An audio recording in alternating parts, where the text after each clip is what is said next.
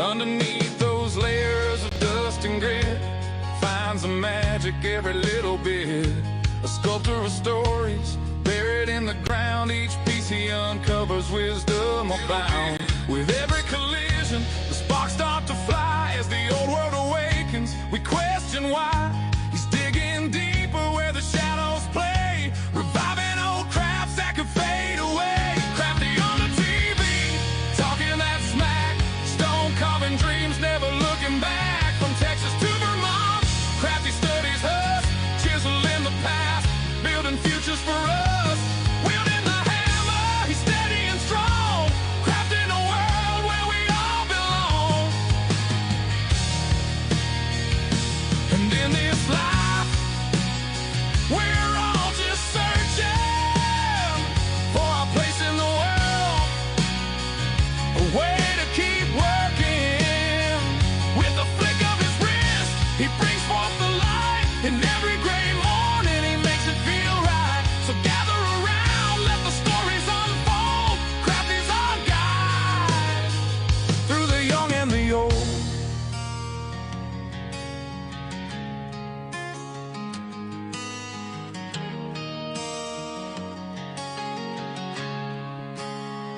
With the sun rising high and the day moving on, Crafty carves dreams till the light is all gone. He's shaping the future one chip at a time. With every creation, he's keeping the rhyme. From the heartland of Texas to the mountains of green, the legacy lives on through the stonework unseen. With every perspective, he's showing the way. Crafty keeps going, come whatever may. Crafty on the TV, talking that smack, stone carving dreams, never looking back. From Texas to Vermont, Crafty studies us, chiseling the past, building futures for us. Wielding the hammer, he's steady and strong, crafting a world where we all belong. So here's to the mornings with coffee in hand and Crafty on the screen, the true heart of the land. With a hit and a crack, he's paving the way through stone and through story. He inspires the day.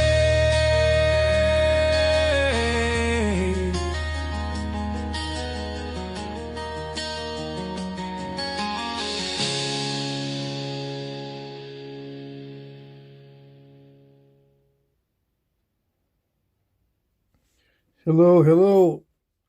This is, let's see, I believe it is, hold on, let's see.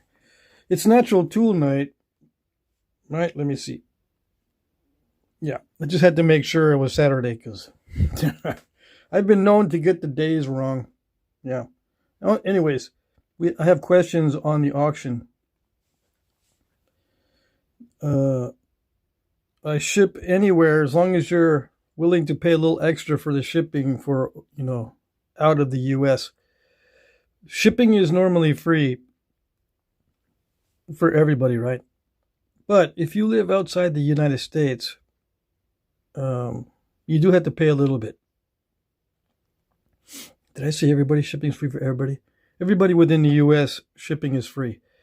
If you live outside the U.S., small packages cost $10 and a large package $20. So we got to add that to the cost. Okay?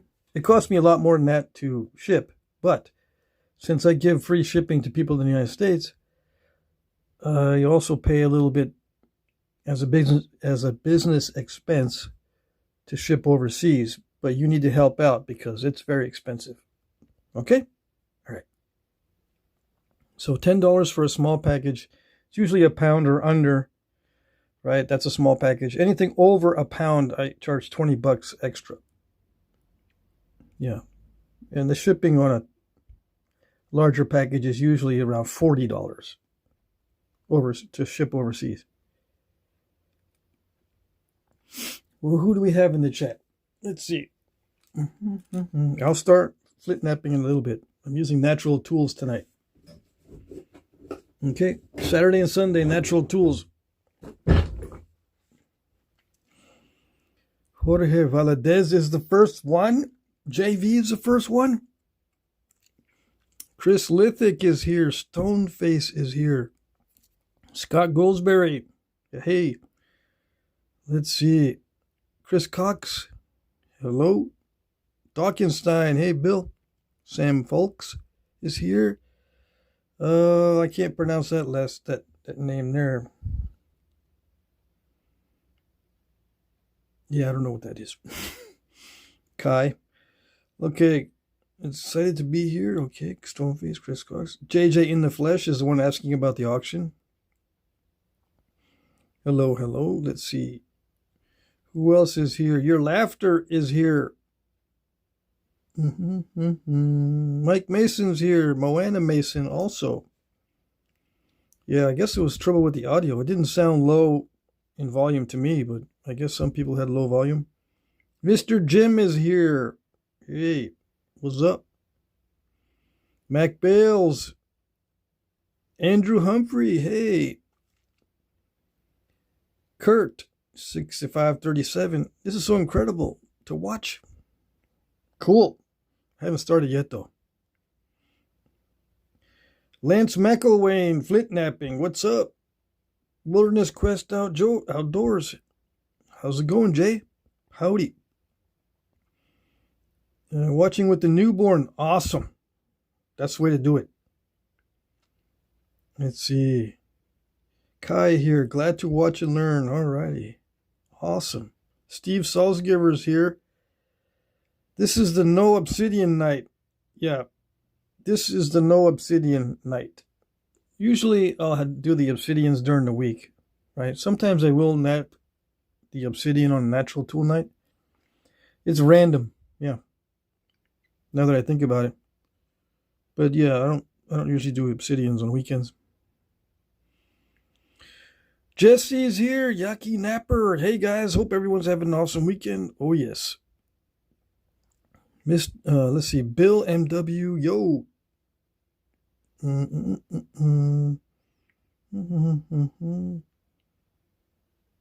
Bill says he made his first arrowhead out of glass. Sweet. Who else is here? Explore Florida. Hey, Graylin Landry says hello. Who else? Okay, got my copper rod finally. Trying something new, says Jesse.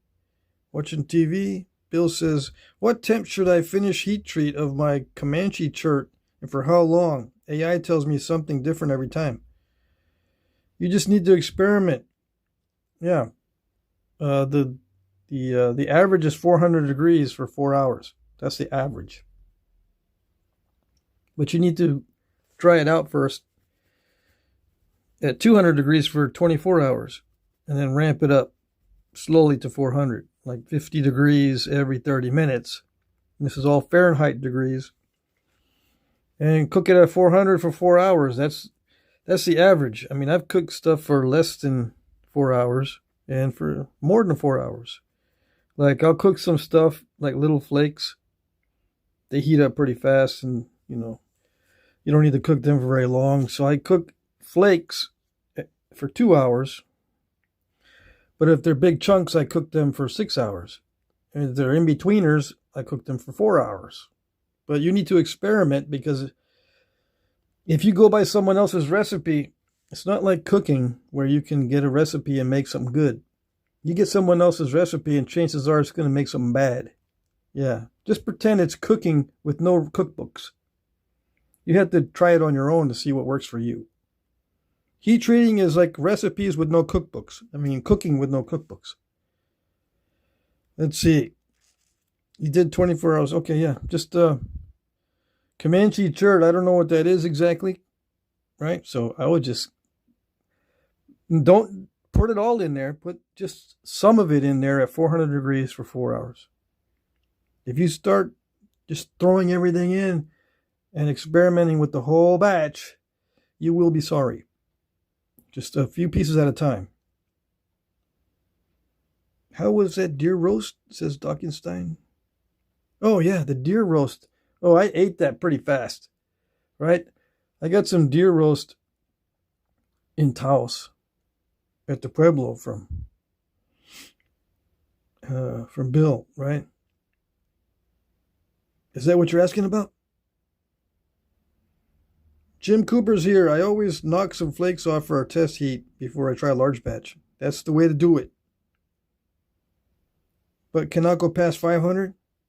Well, you can do whatever you want, as long as it doesn't ruin the stone. The stone is going to tell you, not me. I'm just giving you a rough guideline.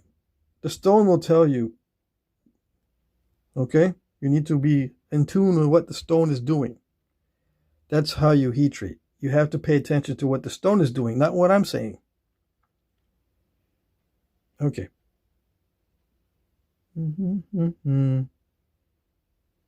Enemy chart, yeah.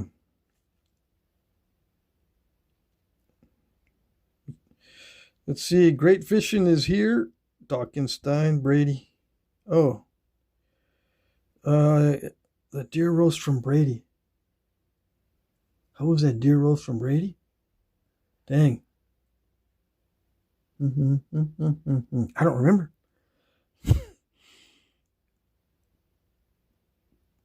Dang it, that's too far ago. Too far long ago. I can't remember exactly. I remember the towels. I got some elk and some deer meat and towels. I don't remember. That's too far. That was too long ago. Let's see. Lance McElwain, I'm giving you a like from my metal detecting channel also. Sweet. Bill says it went from extremely, extremely hard to almost impossible nappable, where it's almost nappable. Okay. So yeah, just try the 400. But not the whole batch. Never, ever, ever heat the whole batch that you got, because chances are you might ruin the whole batch. And you'll never get the batch back. Alright? You'll never get that much ever again in your whole life. Chances are.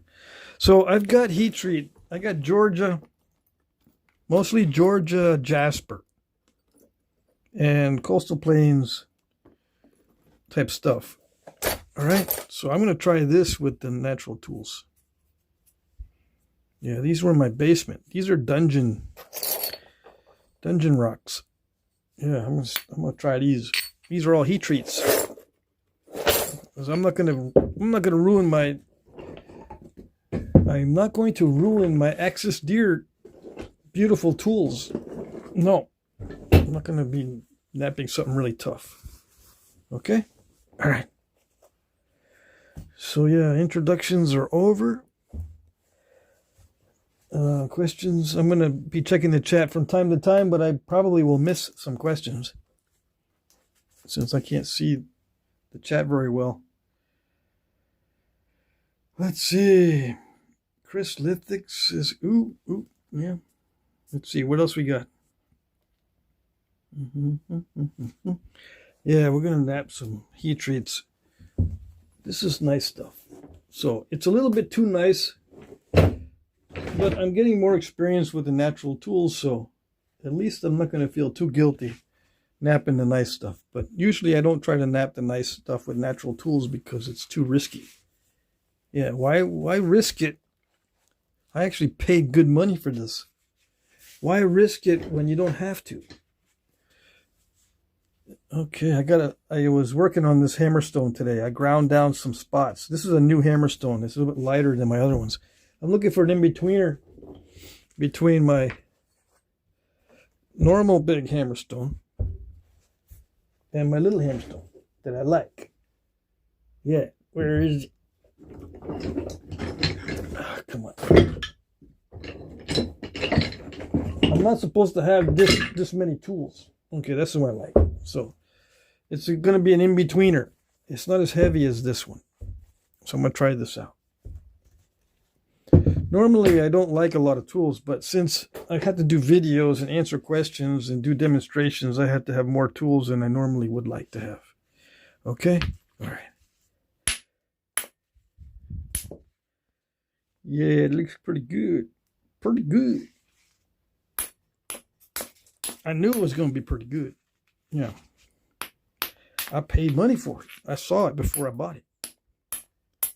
Well, I saw most of it.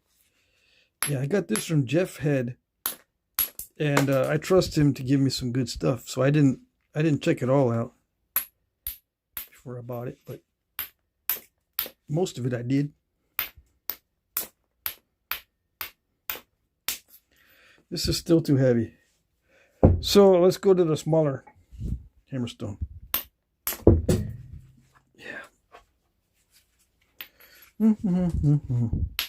Why do I drop these hammerstones? Because they're odd shaped. I'm used to using, you know, something with a handle on it. That's why. In case you're wondering, I'm not into performance art. Okay? I nap the way I nap, and that's it. I don't try to put on a performance. This is the way I normally nap, you know. I'm not trying to be fancy. Yep. It's not I don't do the performance art side of flint napping. If it looks like I am, it's incidental, not intentional. Where's my sign? I forgot. I can put my sign up, right? It's not just for modern tool night. Let me put it up. Let's see. Where is it? Here it is. So, okay, let's see if we can see it. Oh yeah, we can see it. Yeah. Let's see. Incidental does not equal intentional, right? There's a difference between incidental and intentional. If it looks like I'm performing for the camera, it's incidental, not intentional. It's very important to know the difference between incidental and intentional in flint napping. Yeah, where's pointer? I can use pointer during my natural tool nights, right? So all this is important. Okay, boys and girls? Okay. I'll use pointer when we get into the weeds and I need to explain something. Yeah. Okay? All right. Pointy. Yeah. Does that include when you do the funny whiny voices for us? Yeah, I can do the funny I don't know. Yeah, the performance, that's for my self-entertainment. I mainly do those funny voices for me. Yeah. I guess I'm performing. But that's a good question. Yeah. I don't do research on what's funny on the internet for people, you know. There's a way to do the research on what is appealing as far as humor to the general public. I can study that stuff, which I do not. So, but there are people who study what is attractive to people as far as flint napping goes. What is attractive to show to the public? What do they respond to? There are flint nappers who are concerned with that, and they do lots of editing and performance art. Mainly for the younger crowd, or the younger in mind and spirit, or the people who want to see how to attack tomatoes and watermelons and soft-skinned items and stuff that you normally wouldn't do when you're out surviving. Yeah.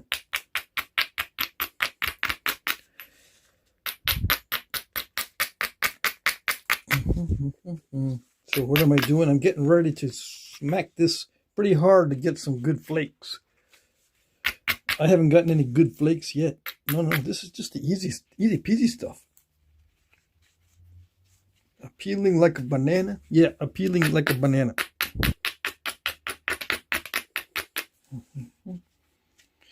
Let's see.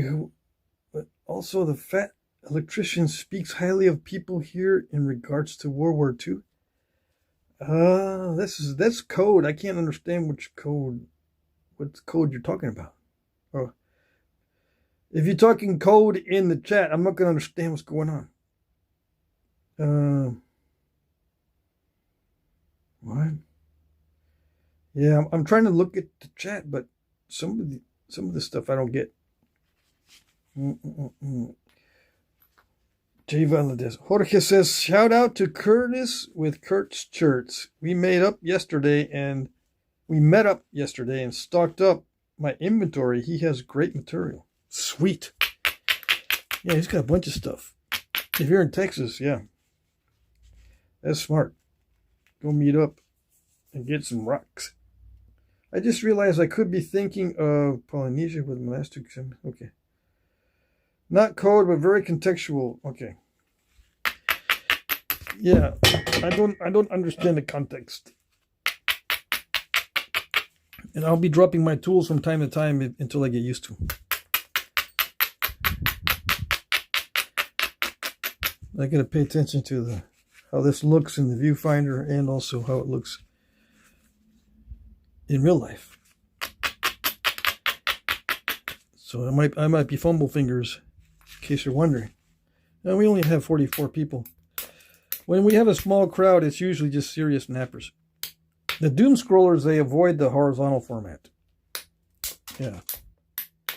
Most of the doom scrollers are not here, which is perfectly good and fine and fantastic even.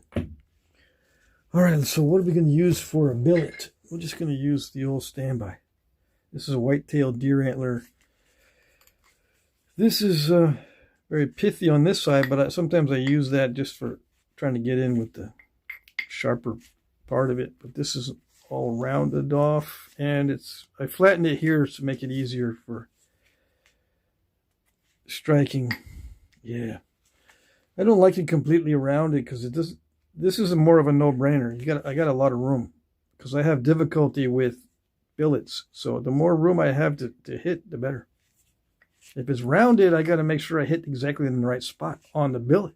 Not only do I have to hit the right spot on the workpiece, I got to hit the right spot on the billet. This gives me more of a range. I usually end up, let's see, where's most of the pecking? I usually end up hitting it like in the middle or just slightly below middle for some reason. I can hit like this too, but I miss a lot if I try to hit with the tip. All right, so let's see how this goes. Yeah, like that. I don't think it's ground down enough. This lava stone from Allen, it's pretty good. Yeah, I'm going to be doing some heat treat outside in the open fire pit. But I won't show you guys until I've practiced more. Okay, I've got a little temperature meter. It looks like a little pistol gun type thing, and it reads the temperature of the fire. And also, if I point it at the stones, it'll read the temperature on the stones. So I'm going to be using that to get used to how hot it gets. I'm going to be using mostly maple wood because that's what I got available in my backyard. Maple burns pretty good. I've got sugar maple. So that's mostly what I'm going to use. So we'll see how it goes. I'll be using hardwoods to heat treat with. There's plenty of pine and stuff I can get for free, but it burns too hot and fast, or it burns too fast and gets too hot too fast. So I think the hardwoods are easier to control the heat. Okay. Yeah, especially if the pine has a lot of fat wood in it. It burns up really fast. Anyways. Yeah, this is good. It's so nice to be working with heat treats.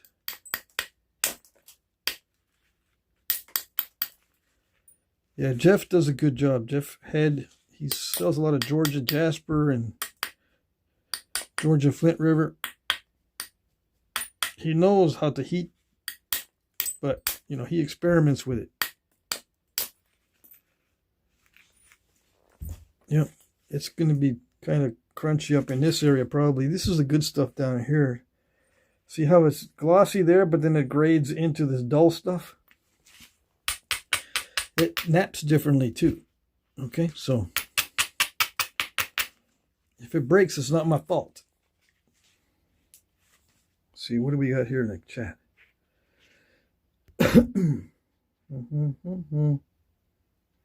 Kurt's Church, how do you reach him on Facebook? Yeah. I think I have his phone number too. Hey, Tradbo85. Hey, long time no see. They're finally opening Cahokia Mouse back up here. Sweet.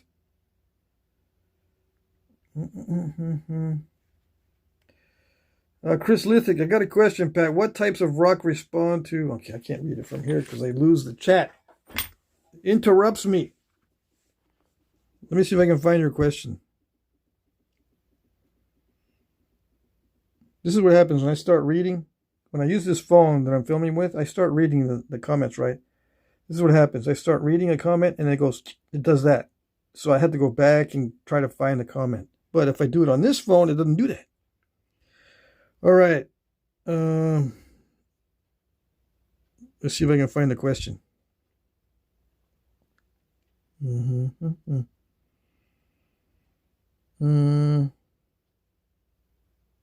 I don't know where is the question.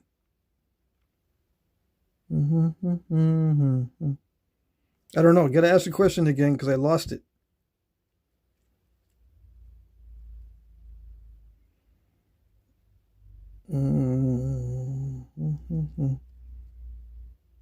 Okay, Chris Lithic, I got a question. What types of rock respond best to heat treat? What types of rock?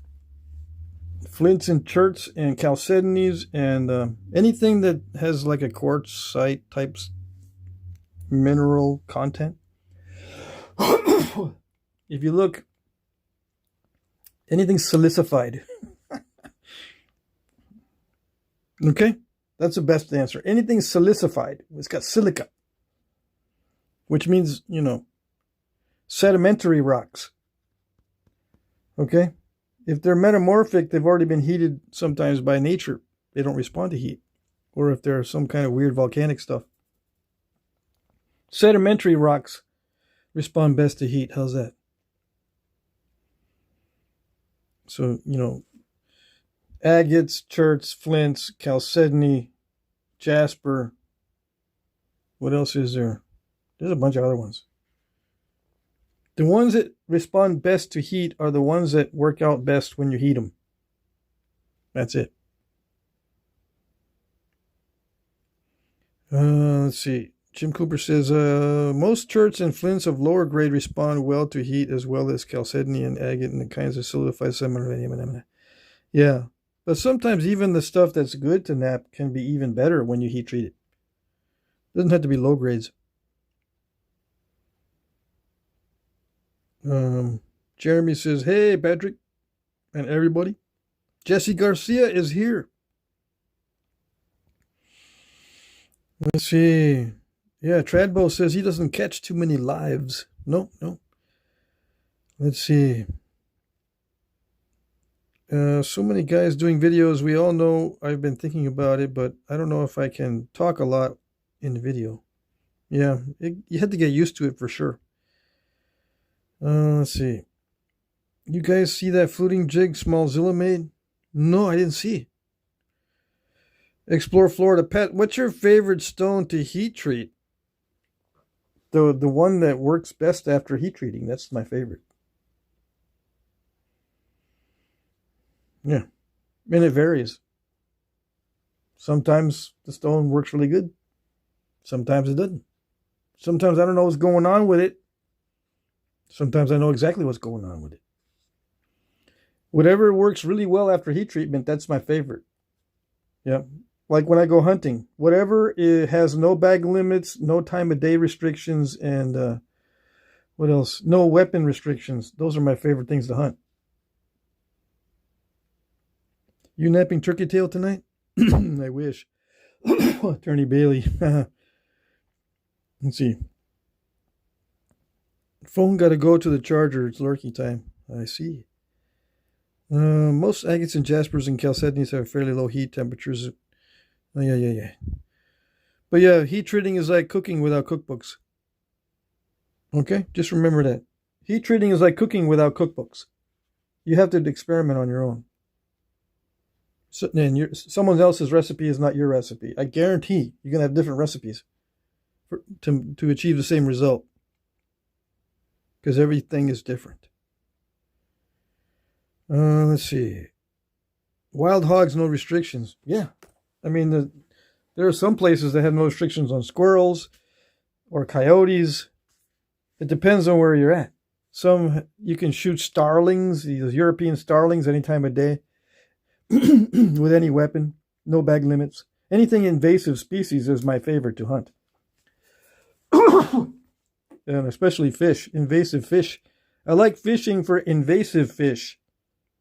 And whatever is in the lake that's invasive, depends on the lake, right? I go to a lake or a river or the ocean. Whatever is invasive wherever I go, that's my favorite. Fish, mammals, birds, whatever is invasive.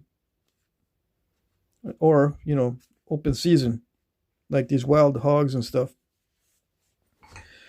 That's my favorite. And it varies depending on where I'm at. I'm not that picky, actually. As long as it's invasive, yeah, I'm down. And if you can eat it, it's even better. Yeah, you can usually eat the invasives unless they're little bitty birds like the starlings. It's not worth eating those. But I like shooting them. All right.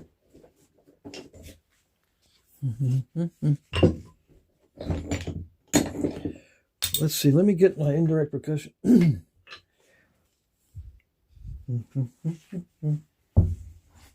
Yeah, some people think I'm lame because I don't have a favorite game animal. No, I don't have no favorite game animal. I get the hunting license, and if I get the game animal, that's fine. If I don't get it, that's fine. I can shoot a starling. I don't get nothing.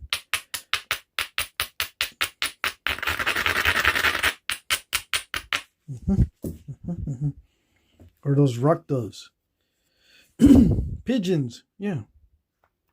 If there's a unfortunate pigeon flying around, I will shoot that guy. Yeah. I'll say, man, it's not your lucky day. It's not your lucky day today, pigeon. Some people call them rock doves. If they're gonna eat them, they call them rock doves. Because no one eats no pigeons, but they'll eat a rock dove. Yeah. Oh dang! I told you, it's not my fault that happens because it's in the crunchy area. Mm-hmm.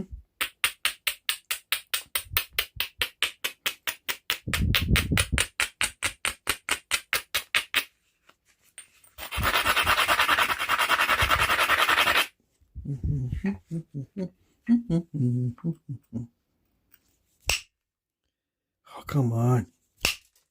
There. It made me put that flaker way too high on the edge for comfort. Yeah. Way too high on the edge.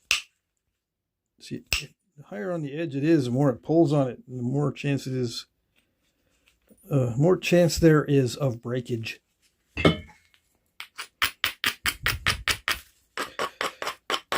I could tell that this area up here, it's pretty, but it's going to give me trouble. Dang it. Why? I could just swap it out. Yeah. Swap it. Get something better. Or just nap this nasty stuff with copper. Just don't even mess with it.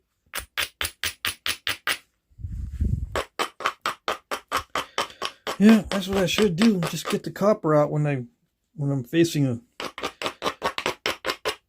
something that will cause misery. Hey, Jesse sent me a super chat. Let's see what this is. What is this? $5 super chat. Thank you. Cigar fund. Oh, you remember. Thank you, thank you. Yeah. Let's see. Can I double tap my own live stream? And it doesn't like. It doesn't double tap. I got to figure out another way to like the stream. Right. Okay. Here we go. Did you know that starlings carry disease? Says Rockin' Pop's Adventure. Oh, dang. They better not carry disease. They poop all over my front porch. We got bunches of starlings here. And the cat food, I leave cat food out for the neighbor's cat, Louise. But the starlings come around and they eat the cat food once in a while. They don't eat too much of it, but they poop on my porch. They better not have no diseases. Almost get my BB gun out. Oh, yes. Let's see. Attorney Bailey says overseas they eat pigeons. They use slingshots. Sweet. Yeah, if those starlings carry diseases, I'm going to get my BB gun out. Oh, yes. They're so easy to shoot.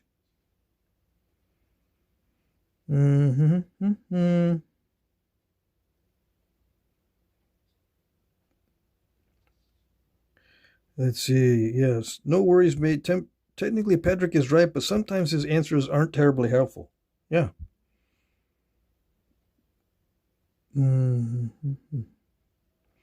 Bill says, I used a rock from the yard. It sent sparks when napping the Texas chert. That means the rock has iron, right? Smell like sulfur too? No. Does not mean that. You can cause sparks. If you turn the light down or low light conditions in that quartz crystal, it'll spark also. So it's the quartz in it. It's not the iron. Yeah. I've got a couple of videos where you can see sparks. They're not the kind of sparks that can light a fire, though. That's the problem. Unless you have, well, I take that back. Sometimes that does work, but you need special kind of tinder. And I forget what the guy used. Some kind of fungus or something.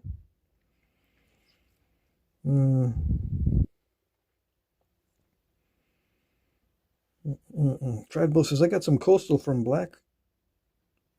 And my roaster doesn't even touch it. I bet that stuff would need $6.50. Yeah.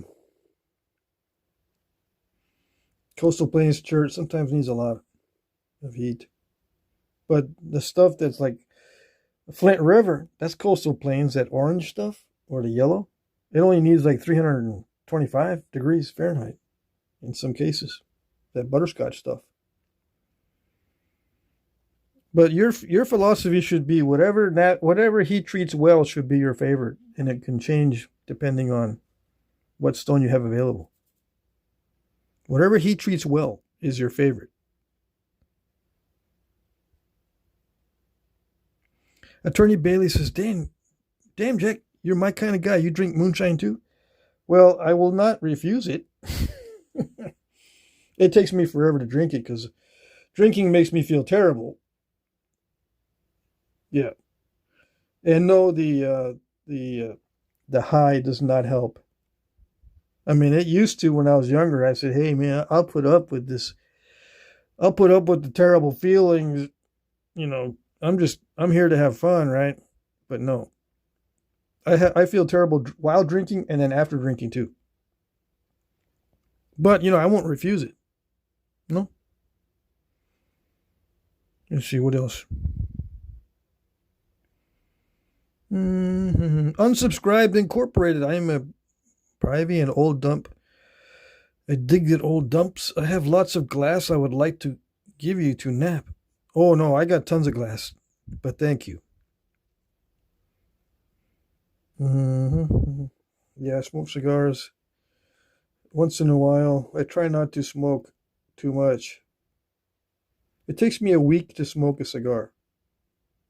Yeah, I only smoke it every couple of days, and I don't maybe a quarter of an inch at a time. Well,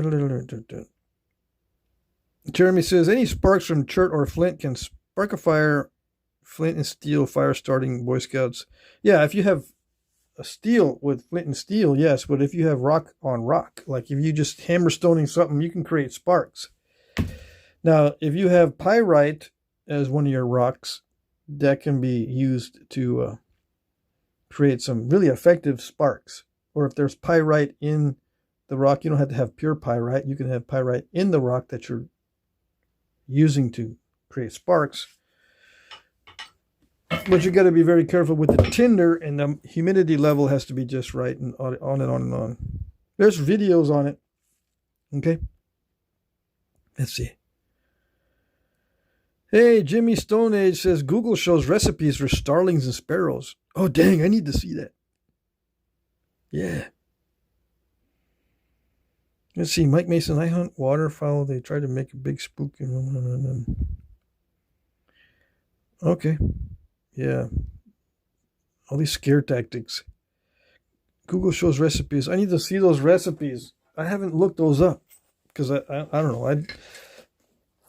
I've never tried eating a starling or a sparrow. I just give them to the cats. Yeah. It's I think it's more fun for me watching the cats love to eat the sparrows and starlings than eating them myself. I think it is more fun watching the cats eat them. Yeah.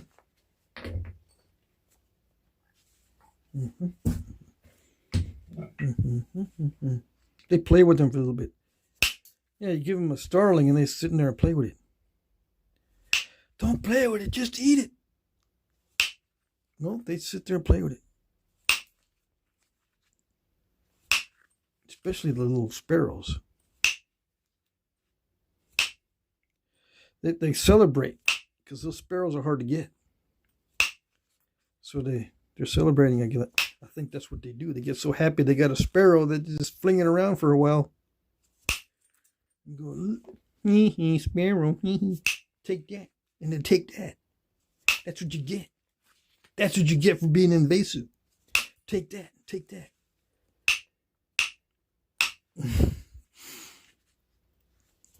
Yeah.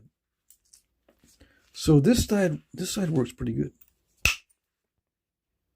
Except when it does that. What does it does?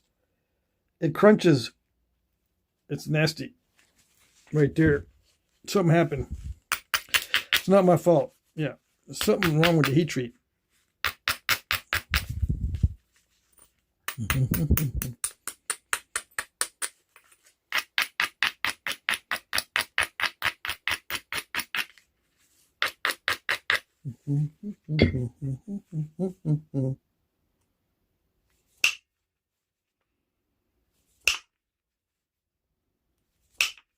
Okay, come on.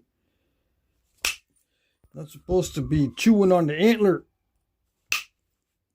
No.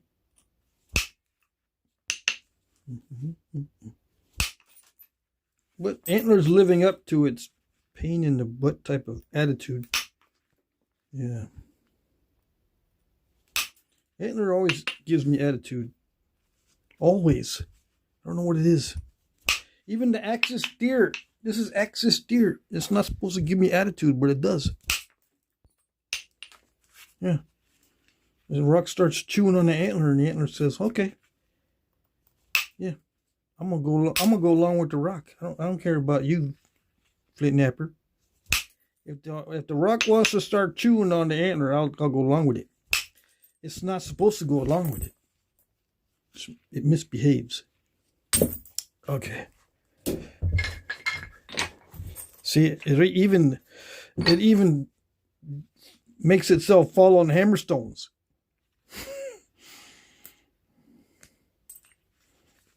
Yeah. It's one reason why I try to keep the area clean. I don't know why I'm fumbling with this stuff.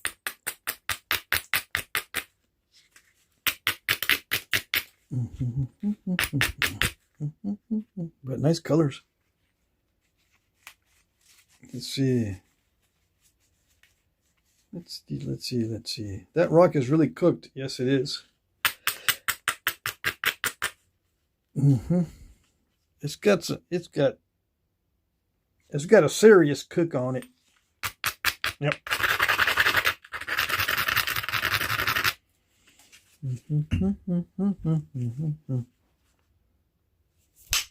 Let's see. Did it do it? Let me see. Oh, yes, it did it. Hey, Ellie. Come over here and look at this. What do you think? Yeah, it's good. He says it's good. I think I scooped it too much, but he says it's good. All right, so it's good. Yeah, probably because I'm gonna have to get rid of this anyway, right there. Yeah, I got to get rid of that spot anyway. So when I take that little scoop out, I got to reduce that edge. So yeah, my alien tutor says that worked out good.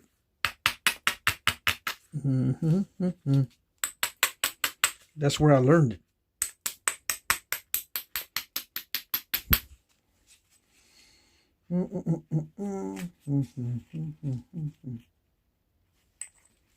Let's see, what do we got here? What do we got?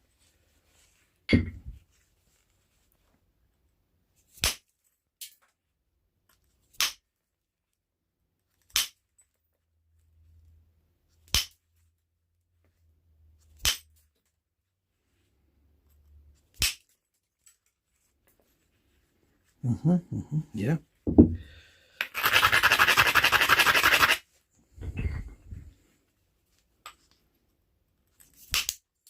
That one hit my glasses. That would have been my eye. Yes, yes. Are we getting there? We're getting there.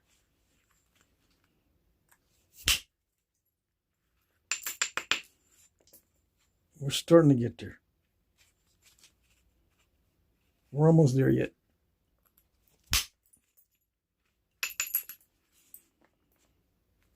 Yeah, it's getting dicey. I'm having to hit really hard, and this stuff is snapping halfish. I can tell. Yeah. So I'm not going to thin it too much more. It can be thinned more, yes, but how much risk do I want to take?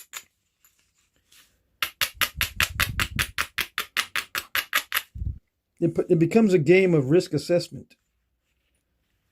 It's not just skill, it's risk assessment. Because it doesn't matter how much skill you have, you can still mess it up. Because it's a lot of these flakes, especially the terminations, are probabilistic, not deterministic.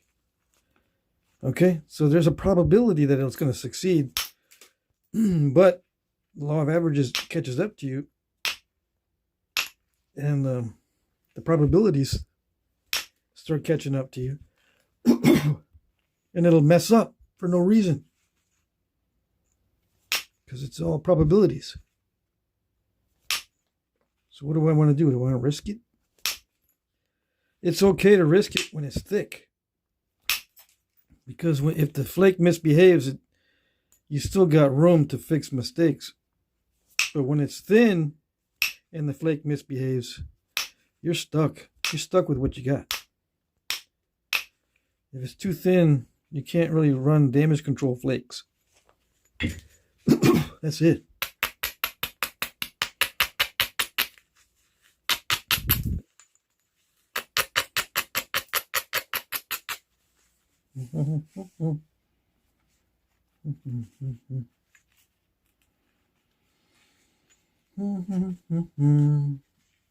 The Anunnaki gonna show up again after that flake. Humans have reached the pinnacle.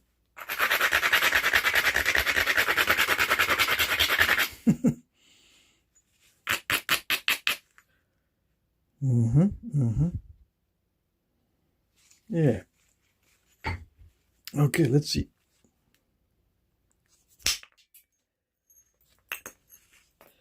I can see I can see where it's going. There it is. I thought that was going to be a step fracture. That scared me for a second.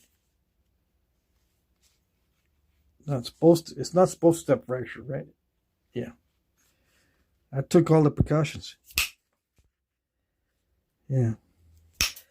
I see sometimes there's comments from people who still think that Flintknapping is deterministic. They don't understand probabilities.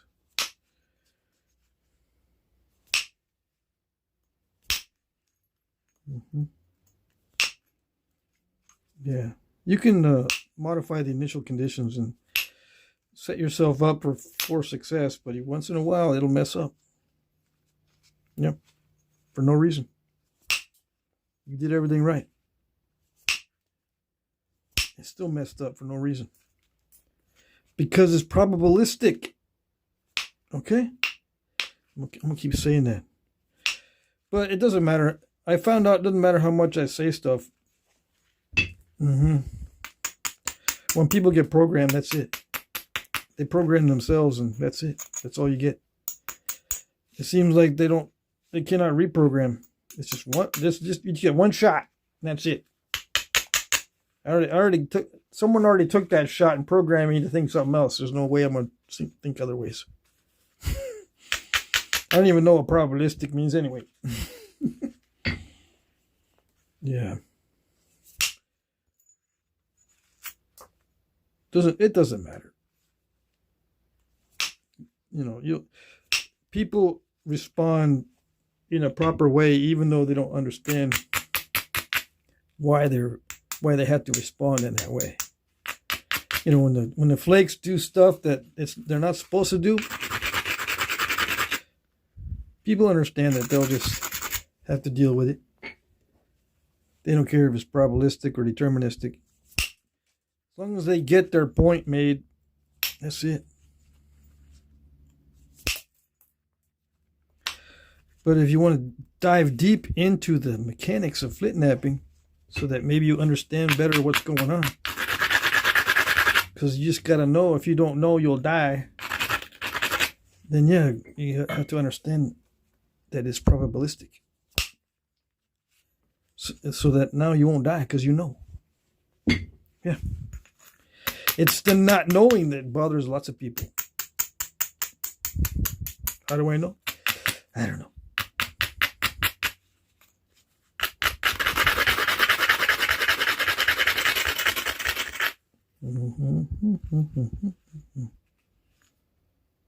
I think I'm going to use copper to thin down this tip, because if I start smacking it really, really hard, it's going to be, I don't know, maybe not. Maybe it won't catch up with me. I shall see. It's going to be a fight for life and death, I was going to say. Every strike is a potential killer of this point.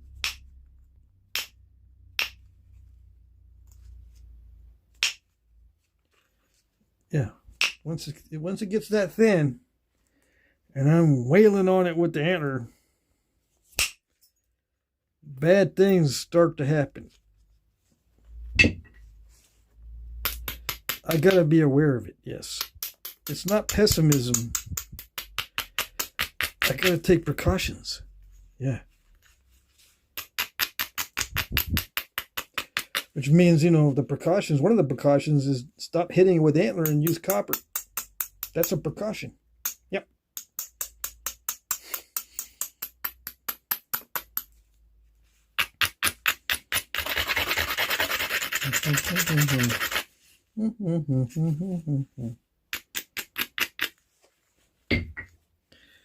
Okay, let's see. Yes. Is that a good choice? That's not that good. Yeah. A couple more hits with this antler, and if it doesn't work that great, I'm switching the copper to do the final thinning. Yeah, it's not. It doesn't look like it's going to be very successful. But you never know. I just don't want to ruin it. It's so nice. See, one of these flakes here, I dug in a lot, but it's step fractured. And there's a land bridge right here. I really want to get some of that stuff out, but I've got to be more precise and shock the piece less. Oh, let's see.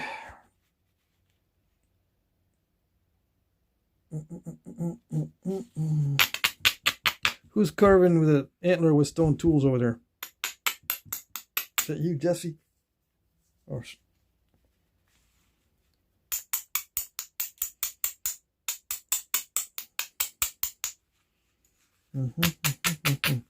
if you're carving antler with little flakes, if you're just holding the little flake like this and carve an antler, it's going to take forever. I usually try to haft the flakes when I'm carving the antler. Have I carved antler before? Yeah, to make arrowheads with stone tools, yeah. I've tried it. It's easier if you haft the flakes.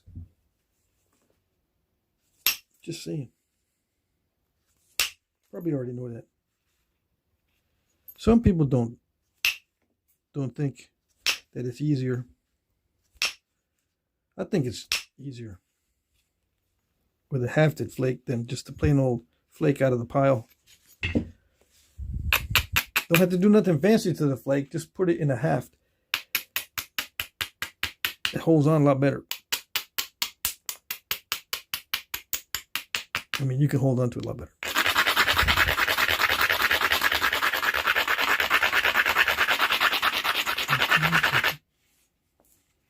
Tribal says, I never had ads on the lives until now. Is there ads coming on?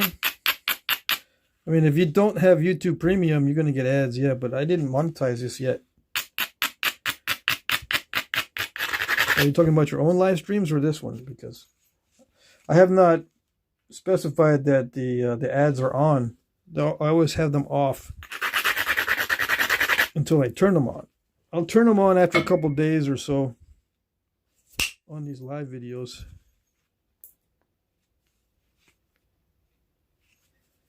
All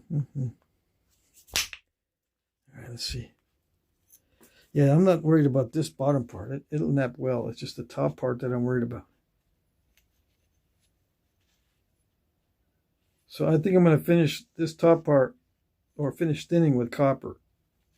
And then we'll see about notching this. Yeah, I don't want to ruin it, right? That's my excuse. I might ruin it, though. I might still ruin it, okay? Just so you know. And if I still ruin it, it's not my fault. Because it's nasty.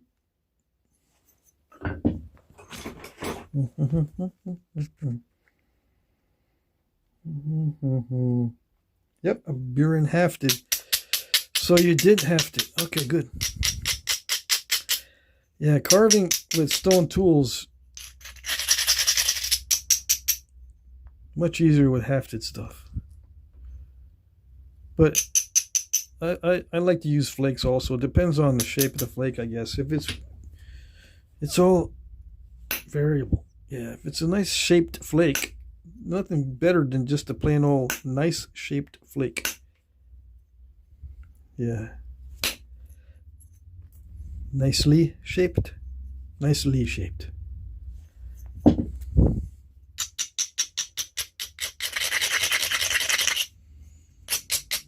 Especially for scraping.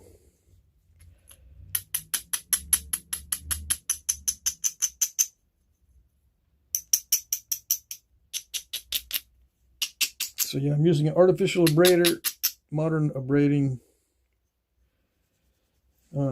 I guess it's silicone carbide or whatever, instead of a rock. I don't want to mess this up, so just bear with me.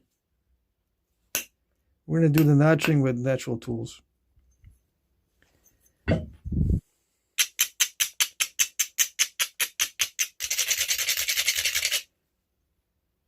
Yeah, I'm not going to touch this area down here with copper. I just want to get this area thinned down.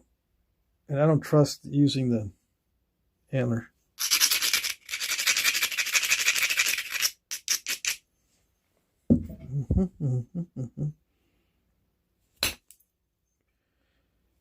And the transition between the two areas also, I need to knap carefully. Yeah, so I don't get weird step fracturings going on. The copper is a lot more precise. Accuracy makes a big difference. Oh, yes.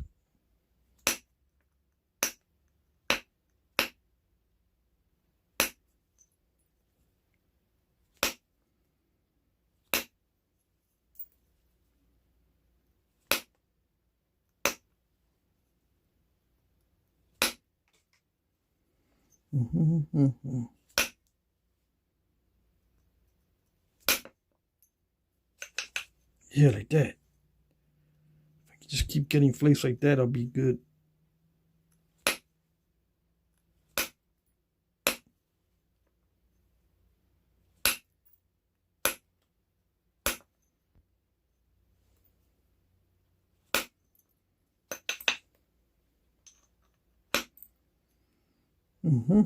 See, we're starting to get too thin. Ring cracks are indication of edge too thin. Okay.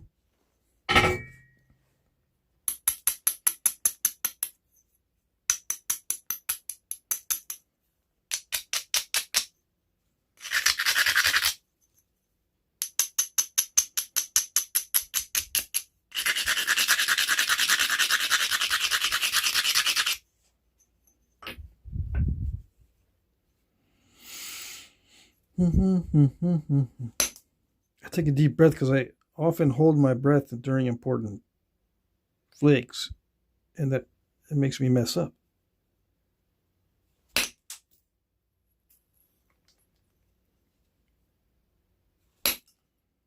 Yeah, I gotta make sure I'm shooting the flake in the correct direction toward the convexity.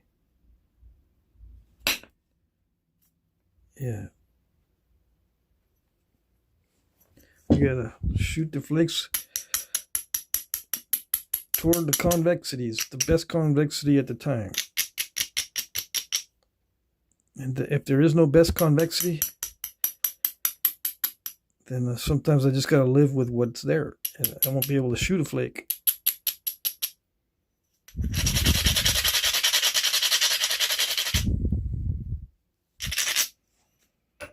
How do you get this stuff thinned down with antler? That's what they want to see. How do you get this stuff thinned down using antler? It's possible, yes. It's risky. You have to take risks. That's how you do it. And there's no how to not break it. Okay?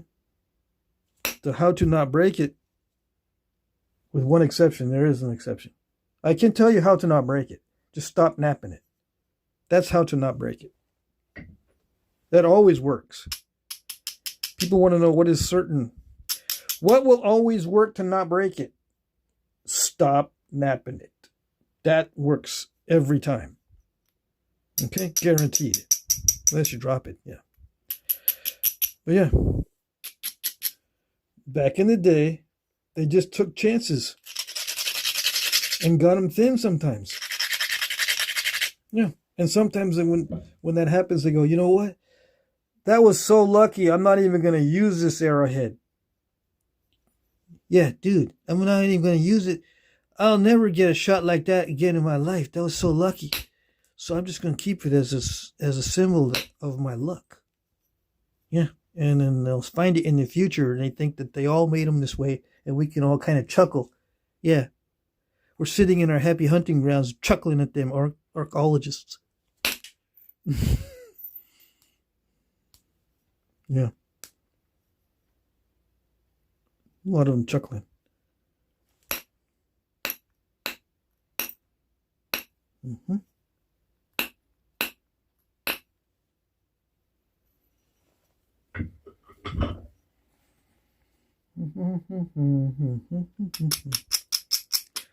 So we're getting it thin.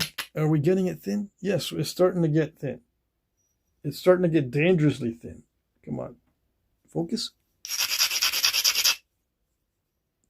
Yeah, it's still a little bit, I still have a little bit more to go before I'm satisfied with the thinness. Satisfied means that I'm not going to go further.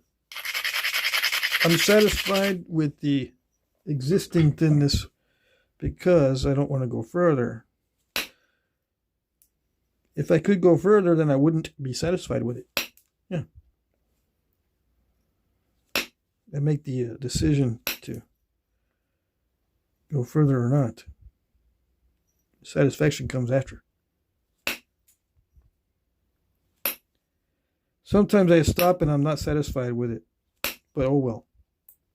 Yeah. Does that make sense? I don't know.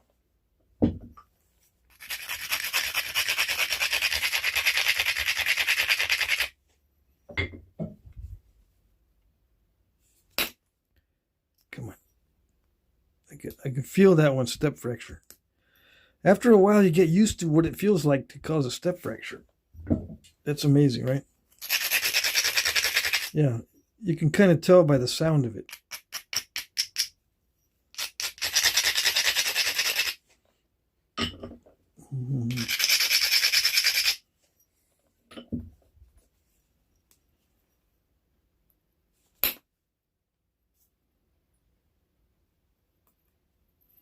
There's a land bridge.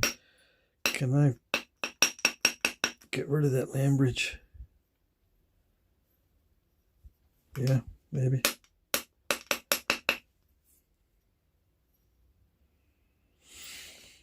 Let's see.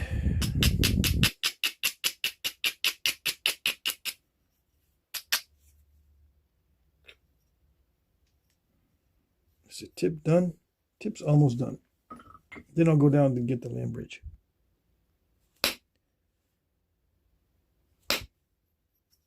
Dang, there's a little defect right there.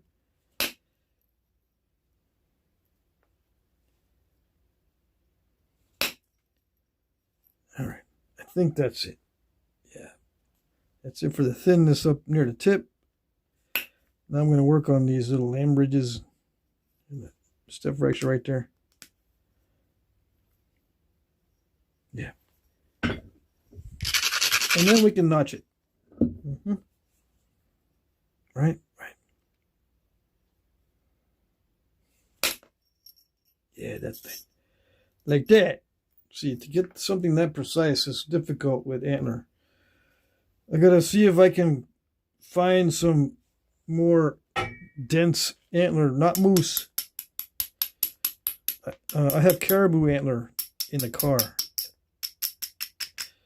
Why is it in the car? Because I got nowhere else to put it. I brought all my antler out, and now it's actually in my old van. I got it sitting in my van. My van's now a storage unit. Anyways, I brought out all my old antler, and I found some caribou antler that a friend of mine gave me, a subscriber to the channel a long time ago. So maybe the caribou antler will be tough enough for some of this stuff.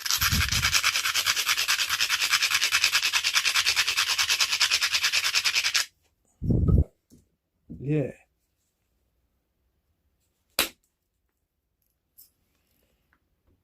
There. Yes. Yeah. That's what I like. Yeah.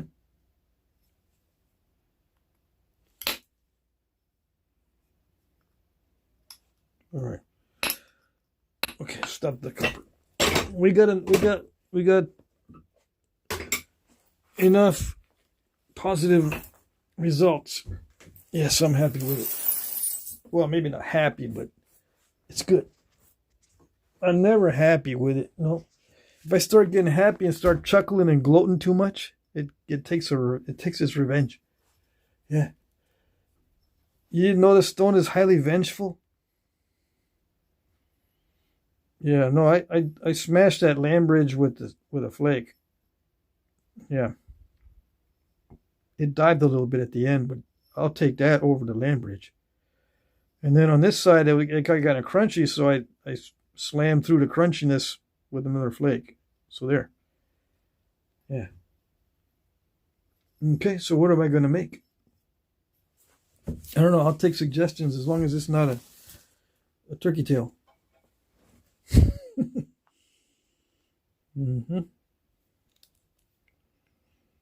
Let's see.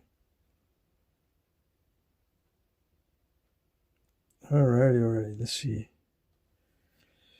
What do we got?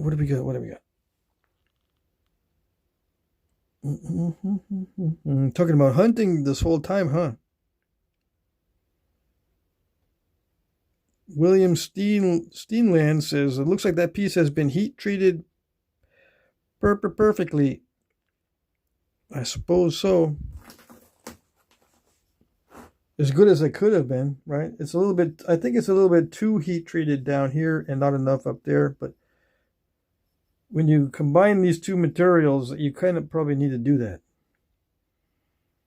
Okay, so it's rough up here near the tip, right? It's not as nicely heat treated. But if you go any hotter to get this nice, it'll ruin this part down here. I think what happened is Jeff heated it a little bit too hot for this down here, but it affected this pretty good up here. So we got a happy medium, right? It is probably too much heat treat down here because it got a little bit crunchy. But it needed more heat probably to get this nappable up here near the tip. So I'll settle for that. Let's see, is it translucent? Let's see. Where's my flashlight? That reminds me, I gotta get new batteries for this. It's got some translucency. A little bit around the edges. Yeah. Yeah, this material up near the tip has got some translucency. Yeah. Down here we got a little bit, got some spots. Okay. So that's cool. All right, let's see here. Stone gets its payback. Cracks me up. Yeah. Mika James.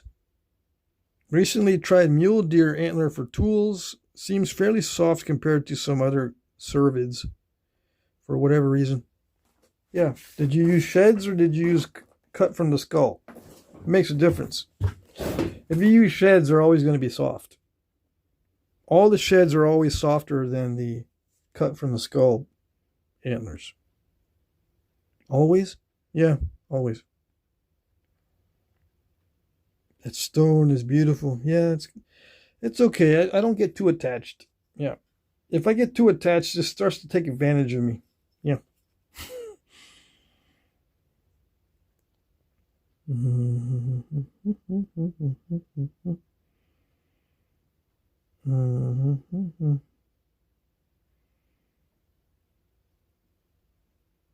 What do we got? Bobcats. Talking about bobcats too? There was two gray foxes in the yard tonight.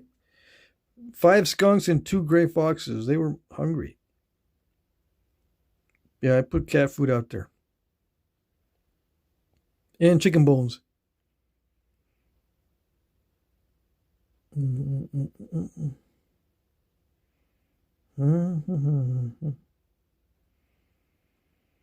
Oh yeah, I got handles. I made a bunch of. I modified and made handles look old. Yeah, I made these suckers look like old handles. They were non-painted before. I took some time today. It was like an hour and a half. I took an hour and a half to make paint jobs on these. This is supposed to be the top of a spear, okay? So it's not a knife handle. It's supposed to represent a spear tip. It might be a little bit too small in diameter, but I like it. So all these other handles, and I use, you know, modern paints and stuff. But I try to make them look old. So I'm going to try to see if there's a good handle for this one. Make it look nice and pretty. How about that one? That's what I'd use. But we can try some else. Yeah, it's a little bit too big. How about this? Just some regular. Yeah, it's just too generic. Yeah. So this is a good candidate. We can make some notches that fit that. What else? That's too big. How about this one? How about that? Oh, yeah. I can make some notches to fit that too.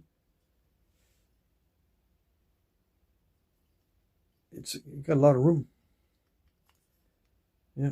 I made that notch extra specially large though. But see, this type of handle is good for a contracting stem. Or it can work with both ways for expanding or contracting. This one is for an expanding stem. So I would need to make an expanding stem to work right with this one. But this one can be either one. Expanding or contracting stems. Let's see. How about this little one? Yeah, it's too little. Is that it? That's our choices, yes. That's our choices. Yeah, it's too small.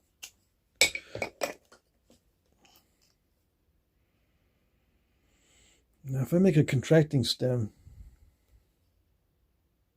I haven't made a contracting stem in a long time.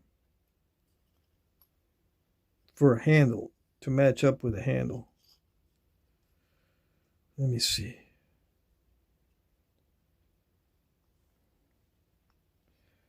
Who is in the chat? Unsubscribed. Oops. Let's see.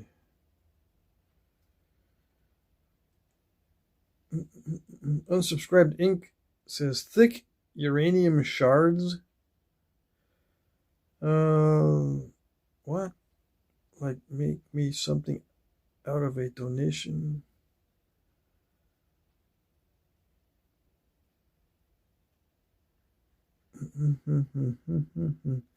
Oh yeah, uranium glass. Uranium glass is not a good thing, right? It's nice if you have the ventilation equipment and the proper breathing apparatus. You don't want to breathe any of that dust. What do we got here? Unsubscribed Ink says, I just have really nice pieces, think of uranium, very old glass, very flat and very thick. I keep them for these reasons. I don't have time to nap. Just thought maybe you would be interested. Okay. Yeah, Tradbo, I have videos of the gray foxes that come across the yard and looking for chicken bones. You can look at, I have short videos, at least one that shows the gray fox. If you want to see.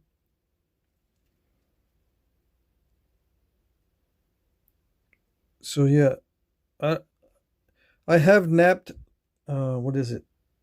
Leaded glass on video, but I don't plan to do much more of that. I did it already, and I'm going to say I already did it. I'm not going to nap too much more of that leaded glass. Old-timey glass, TV glass from the old picture tubes. It has lead in it. Hardaway? Make a Hardaway?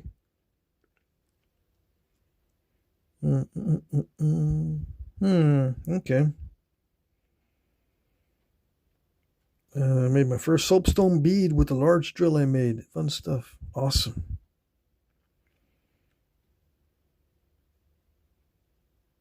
Yeah, no, I don't do work on the side. Unsubscribed. I wish I could, but I don't have time to do work on the side all the stuff that I sell is going to be in my auction. Yeah. I'm no longer taking any more side orders. Once in a while I will, but it's very rare. Yeah, I say I don't, but, you know, once in a while. But that's it. That's it. Just, yeah. I'm telling lots of people no in the emails that I get. Tommy Anderson says, uranium glass works great for knapping. Yeah. It might work great, but it's not good for your health. What glue do you use for hafting or tack? It depends on what I'm trying to do. If I'm trying to do a straight reproduction, I do research on what they actually used in the past, and then I try to match that. A lot of times they'll use asphaltum, so that's what I use. Now, if it's just me, and I don't care about being authentic, and I just want to haft something, I use modern black hot melt glue with a glue gun. Okay? I've got other hafting glues, the natural ones. My favorite natural hafting glue is asphaltum mixed with gum base. That's it. 2 ingredients. Asphaltum and gum base is my favorite. Okay? If I'm going to do something that is very similar to what they did in the past. If I need to make a reproduction, I'll use exactly what they used. If I just make it for myself, like a knife or something, I use modern black hot melt glue with a glue gun. Yeah. I also have modern hot melt. This is a combination of pine resin.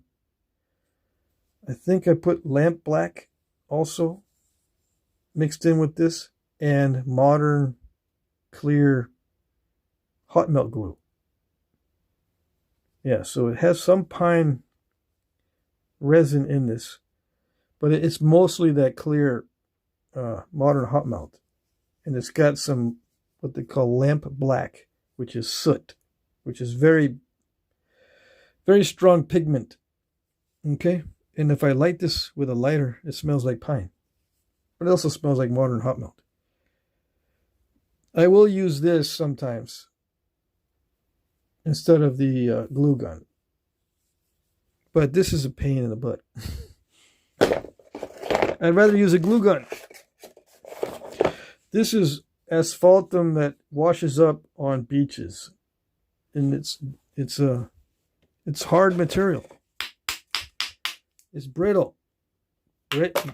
Yeah, this is brittle too. When you add pine resin to modern hot melt, it makes it more brittle. See that? Just broke a piece off. But this didn't break. This is natural. This was washed up on a beach in California. A friend of mine sent it to me. I've also got some from Victoria, Texas. And I gotta get that out and start melting it also. But it's the same hard material like this. It's best if you mix the asphaltum with something else, because this is very brittle and hard. Okay? Alright. Why is it bad when it's brittle and hard? Because it'll crack. When you're using it, it'll separate from the stone. The joint will crack open. Unless you mix it with something to make it more flexible. Now, I'm not talking about a binder. I'm talking about flexibility. You don't need a binder, okay, for this stuff. Contrary to internet culture. You don't mix fibers in here with it. You don't need fibers with it. They didn't do it in the past either, okay? I'm also what I'm missing here is birch tar glue. I used to have a batch of it, but I lost it. So I'm going to make another batch of birch tar glue, and it looks a lot like this, except it's more red. No, not like that one. It looks more like this, but more red. And you can actually see a translucency through the birch tar. But it's hard and brittle like this too. Depending on how you prepare it, you can make it more gooey. But I like to make the birch tar nice and firm and hard and brittle. then I can always add something to it later to make it more flexible. Like gum base. But yeah. Okay. So the answer to the question is I use many different things.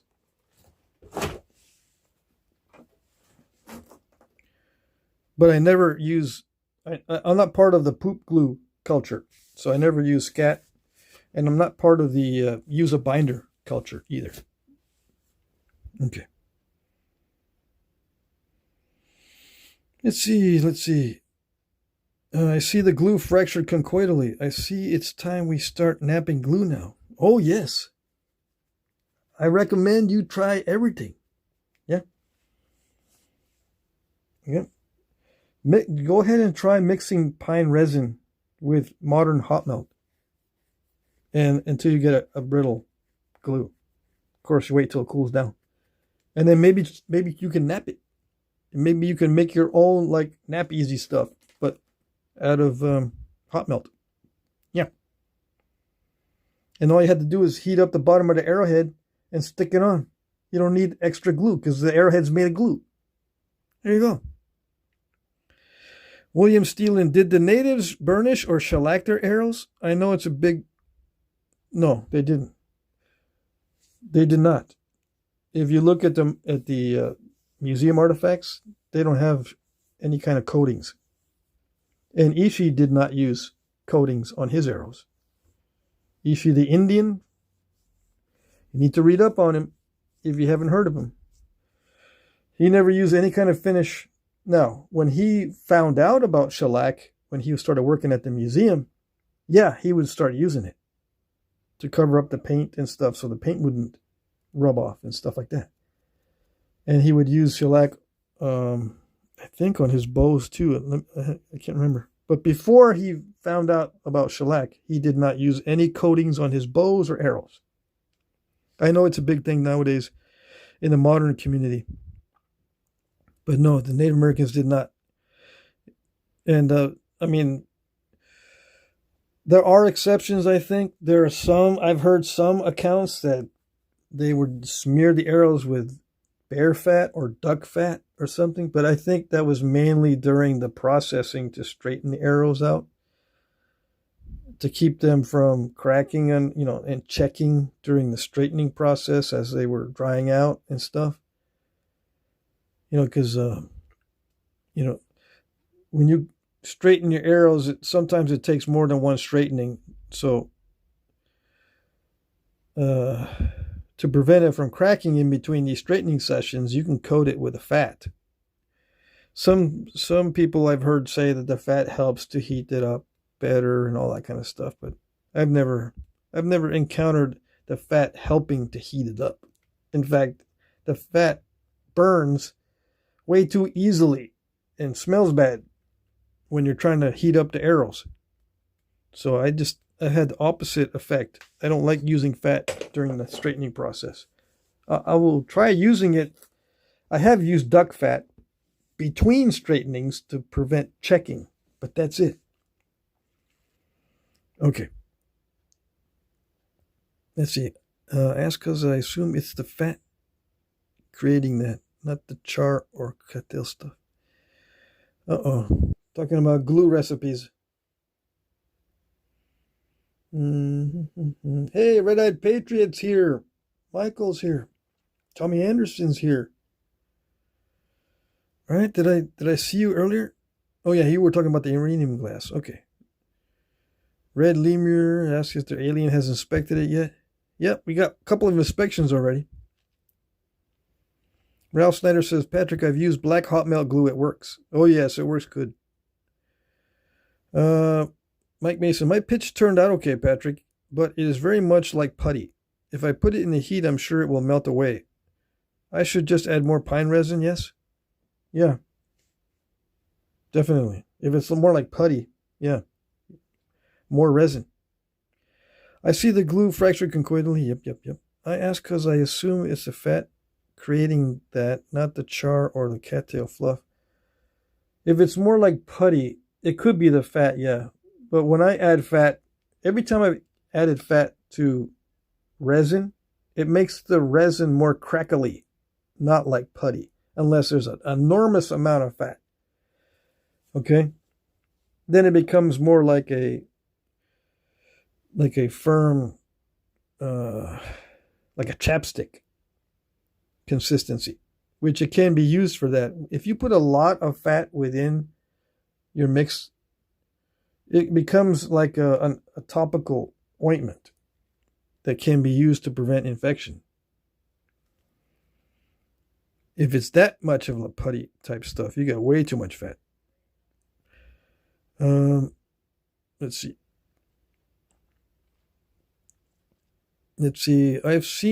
Wertac says, I've seen cracks develop in Obsidian where the old timers used epoxy with carbon black. I see. Cracks develop in the Obsidian. Yikes. Let's see. Mike Mason, that reminds me to ask, how does something handle heat straightening? How does reed handle heat straightening? Some of my bindings look like a cyclone. Reed, you got to be very careful with it. It doesn't respond to heat until it does all of a sudden. It suddenly responds to it. So you have to heat it very carefully, slowly, and then keep testing it. Because it won't bend, it won't bend. You'll heat it carefully, slowly, and you try to bend it. It won't bend, it won't bend, and it won't bend. All of a sudden it bends a lot. Okay, so just watch out for that. A lot of people end up snapping the reed. Okay. Lance McElwain says, I coat my cedar arrows in beeswax to waterproof them because they get wet. Then they fly differently. Yeah. I've been trying cedar sap and oak charcoal, but it gets brittle. Yeah, definitely. Fat greater than 25%. Yeah, that's not good. What ingredients am I missing, Tommy Anderson says. I've been trying cedar sap and charcoal, but it gets brittle. You're not missing anything because that's the way it was in the past. It was always brittle. There's no way to make it flexible like modern glues. It's always been brittle, even in the past. That's why they would haft their arrows just before the hunt. And then after the hunt, they would remove all the arrows from the hafts, all the arrowheads from the hafts after the hunt. And then before the next hunt, they would attach the arrows. They would not leave the arrows' heads hafted. Okay? They were only hafted for the hunt because the glue was runny and brittle and nasty and not good. Okay? You're not missing anything. If you want to use the traditional glues, you got to put up with the fact that they were not good. Just a random Bigfoot. Does anybody have any idea what the earliest point type in the south central area is? I thought it was Page Ladson, but I don't think they got very far out of Florida. I don't know. Do you have the Overstreet guide? Nice rant, Pat, says great fishing. Thank you, thank you. Yeah. Some people don't like it when I say that if you use your traditional methods, you got to suffer.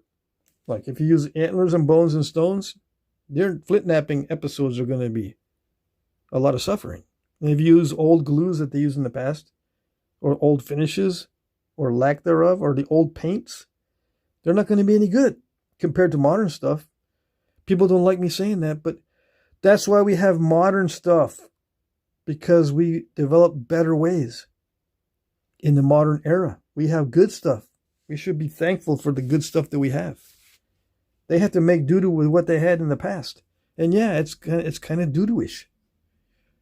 But don't add doo-doo to your glue because it doesn't help. Okay? All right. And remember, Native Americans did not have beeswax. Okay? Not until the Europeans arrived. Before that, they didn't have beeswax. I should put that on the sign.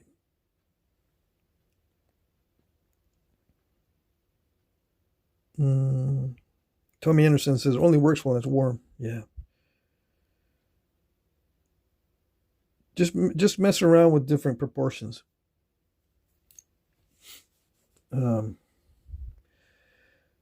Let's see.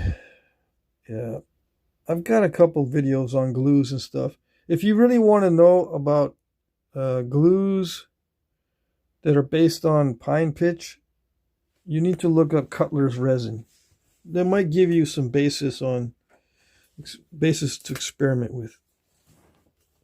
Cutler's resin. Cutler's resin. Look this up. There's lots of recipes for this.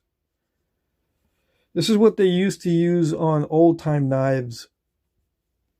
Okay? They used a pine type of glue, pine pitch glue, for knives back in the old days, and it was called Cutler's resin. There's many recipes for this, and none of them have poop in it.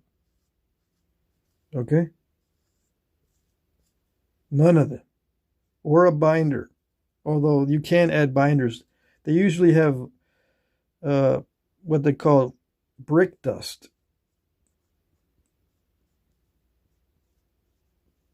Now, this was just, I think they used brick dust because it was a waste product.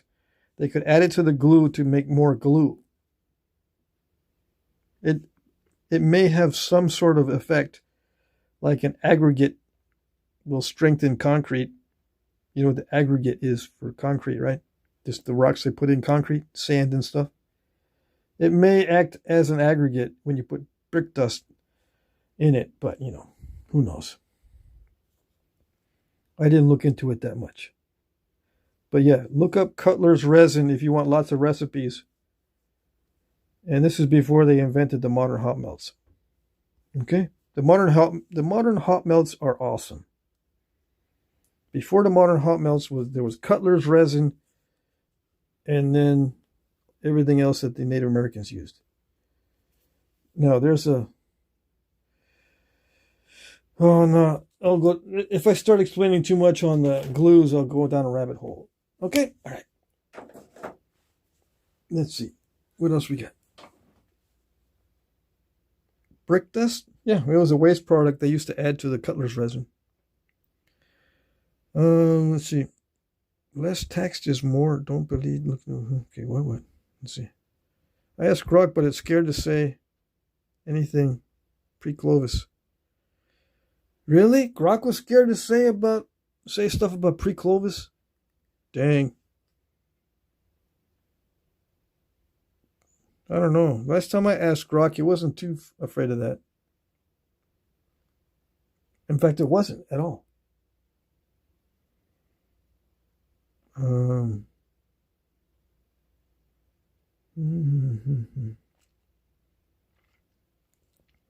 What time is it?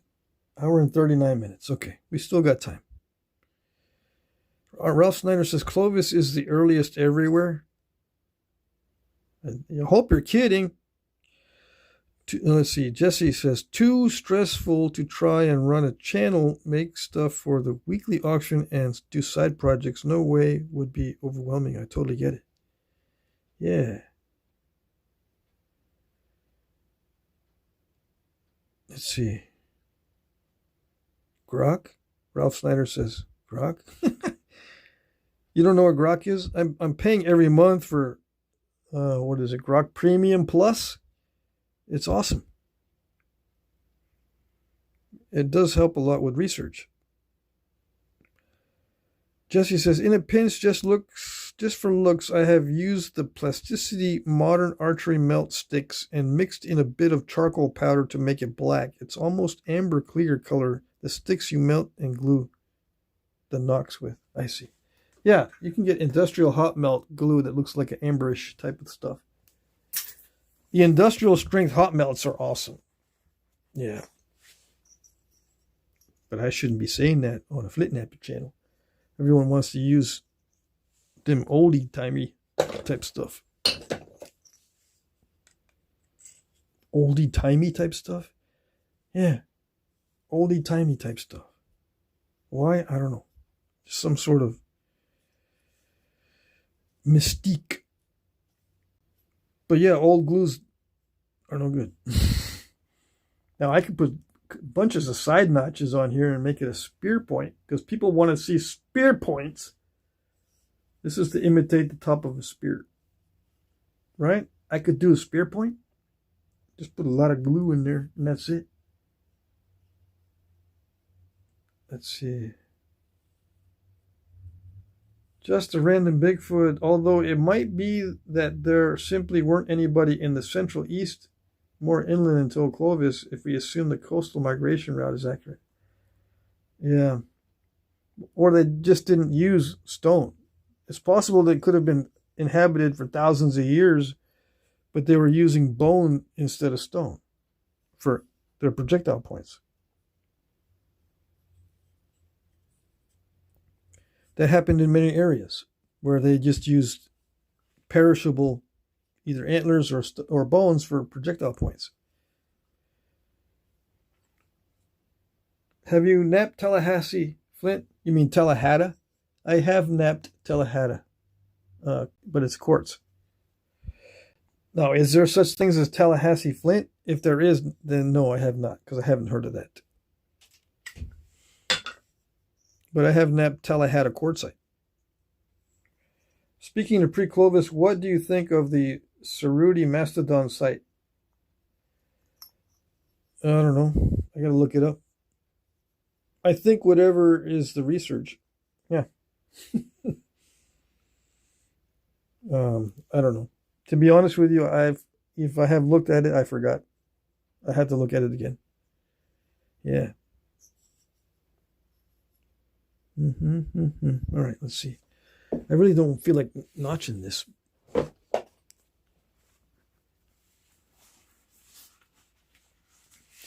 Let's see. Tallahassee, right? Okay, so it is Tallahassee. Tony Williams. Yeah, I've napped Tallahassee quartzite. It's not that easy, but it can be. Once you get used to it, it's not too bad. It's just not going to be like this. It's not going to be nice like this. It's going to be grainy, which means when you sharpen the edges, they're not all that sharp. It works. Yeah, you can make all kinds of stuff out of it. And it's beautiful stuff. I'm just being honest with you. When something is very grainy like Tallahassee, the sharpening is a challenge. Okay? Yeah, it gets sharp, but there's stones that get sharper. Just letting you know. Okay, what am I going to do? I'm going to heft it in this. I'm going to put an expanding stem. No. Be easier to do a contracting stem.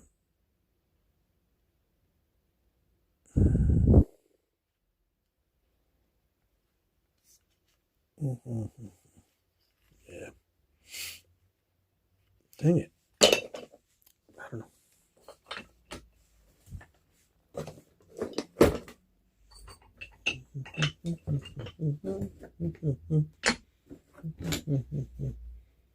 I'm just going to start napping on it. There we go. I could mark it. Yeah. I can cheat and mark it so I know where to put the notches. And how wide to make the stem. Oh, someone suggested something. Now I forget what it was. See, I could put a stem on it like that. Someone mentioned something. Dang it, I forgot what it was. Yeah, two guys, they mentioned something already and I forgot what it was now. Let's see. Bill says, I heard they indeed did burnish. Yeah, burnishing was something that was done, yes. Did I miss that part? Hardaway. Okay, yeah. Yeah, okay, about burnishing.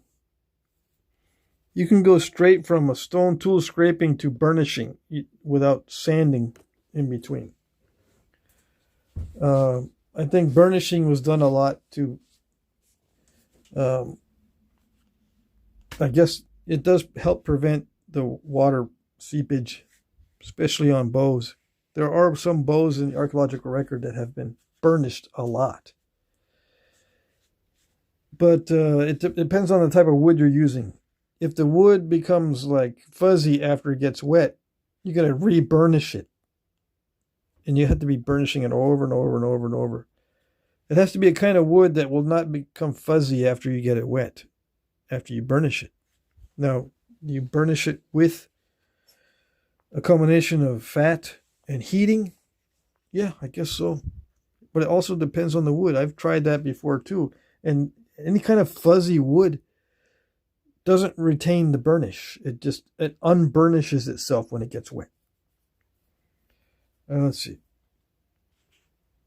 Jesse says, foreshafts in museums may look highly polished like burnished with antler to harden, but no finish. Sometimes maybe fat, I guess. It depends on the wood. It's seemingly evidence of a mastodon. Okay, hold on. The chat's moving too fast and I'm losing. I can't look at the comments. It's seemingly evidence of a mastodon butchery in California 130,000 years ago. Some people say it was Sasquatch who did it. Yeah, 130,000 years ago, that's sketchy. Let's see. What else did I miss? Foreshafting museums, many look highly polished like burnished with antler. Yeah, but no finish. There had to be something else applied to the wood because I've tried burnishing various woods and they all get fuzzy to some extent after they get wet. But it does help to prevent some seepage. If you accidentally get it wet, you can wipe it off quickly and it won't get into the wood. But you got to re-burnish. And I'm trying to think, what was a wood that stayed burnished? Other than, I tried it with Uhmw-Pe. That worked pretty good. It stayed burnished. But that's not something the Native Americans used. Not North America. Yeah, Uhmw-Pe wood. IPE. That will stay burnished. What else did I use?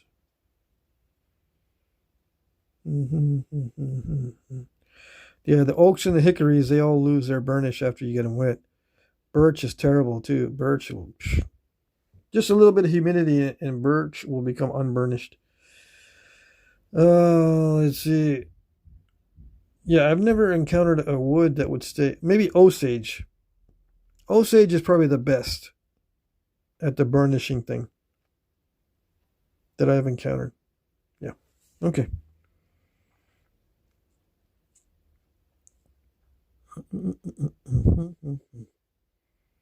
Okay. Let's do some notching. Oh. Hardaway. I need to look up the Hardaway. What is it?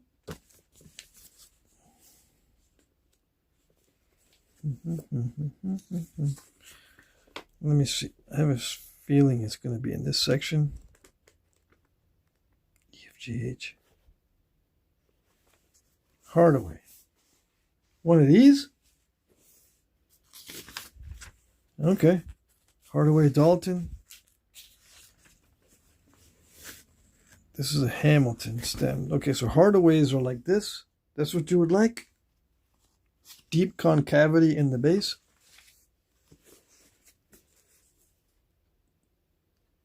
Hardaway Dalton. Just a Hardaway or a Hardaway Dalton? And there's Cowheads Hardaways.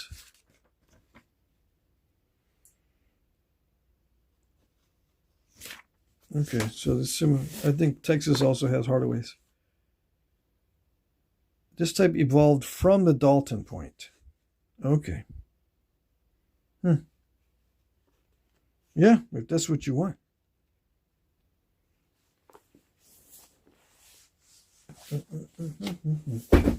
Yeah.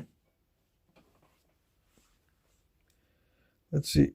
Just to speak of those modern things worth being grateful for. Okay. I once went to the sanding clothes from the automotive ferocity lived. I don't understand that one. Let's see. Okay, so we can do a Hardaway. Yeah. We're going to lose a lot of length on it. Because I got to do that base. Concavity in the base. It's got some serious concavity.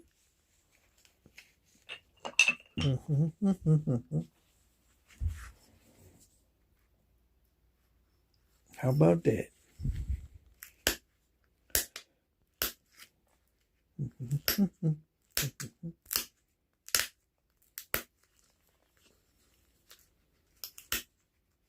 So I got 10 minutes. Yeah, I'll just go until I finish. The harder ways are not that difficult.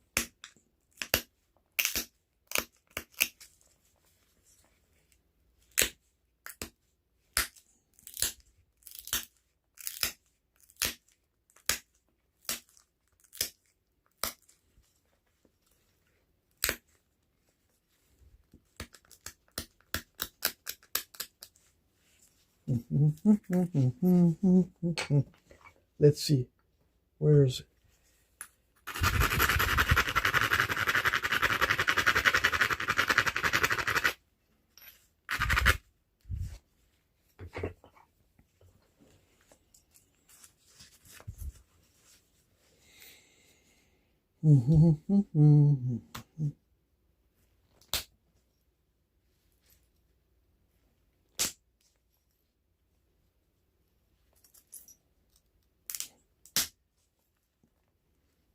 Yeah.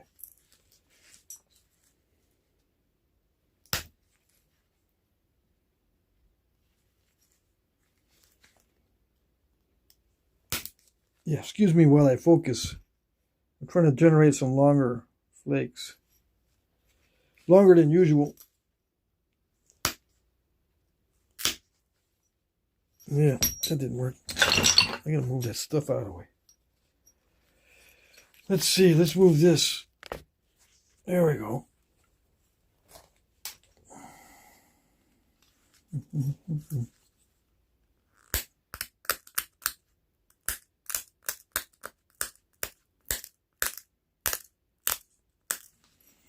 Get a little bit of a step fracture in there, but that's okay. No big deal. All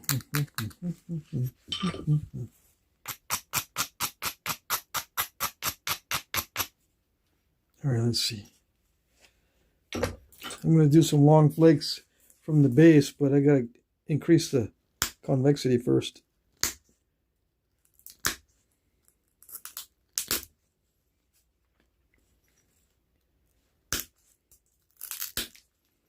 So I got to make it more convex. If I'm going to run some longer flakes, I got to make sure it's nice and convex. There's not much to work with there.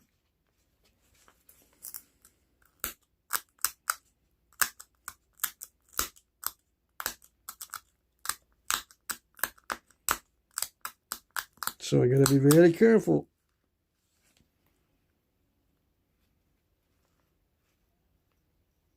Yeah, I don't know. Let's see.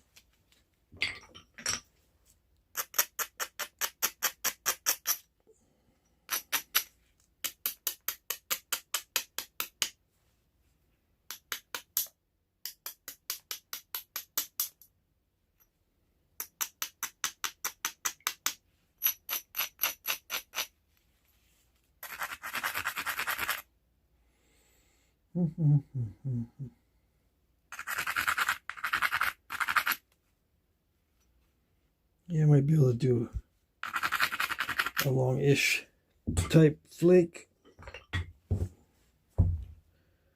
All right.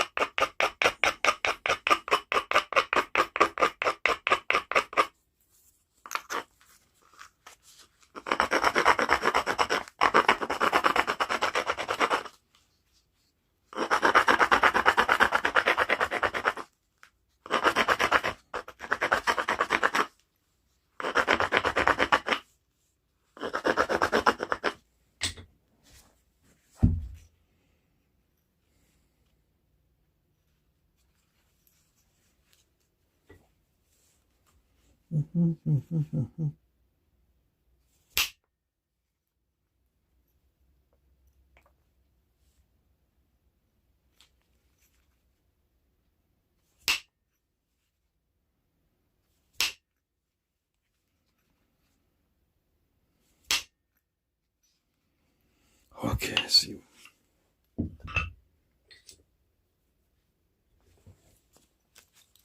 I run into that problem a lot. It wants me to hit way too hard.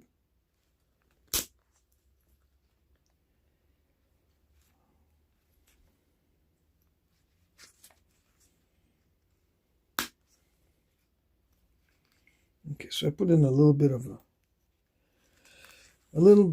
a thinning right there.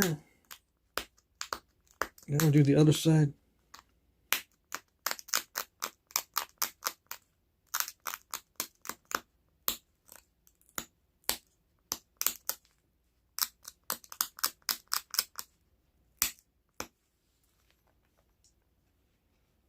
Yeah. Right.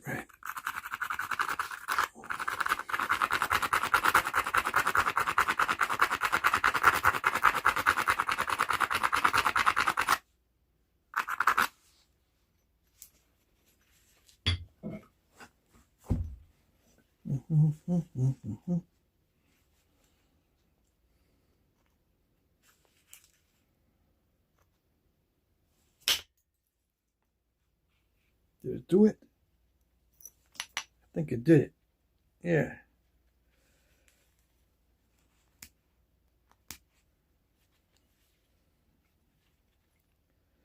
I got a little bit too excited though. Hopefully not too excited. I'm gonna try to take out that step fracture. Or I'm gonna pick at that step fracture. I don't like it. I want to see how far it goes.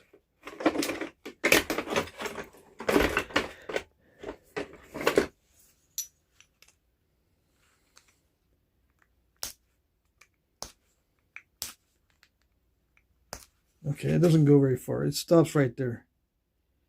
It creates a weak spot when I do that, but I don't think it's that bad. Yeah.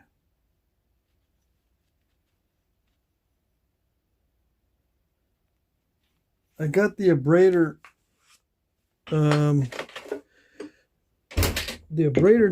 this is from Allen. It's a lava rock type thing.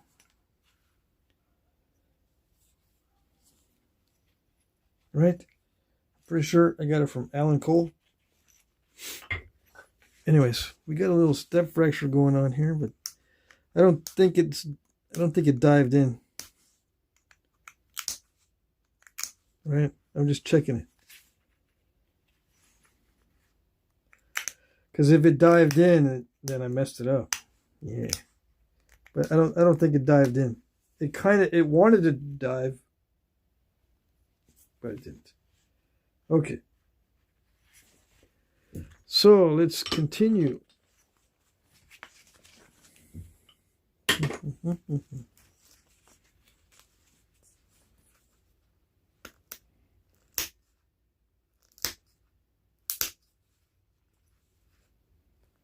Yikes.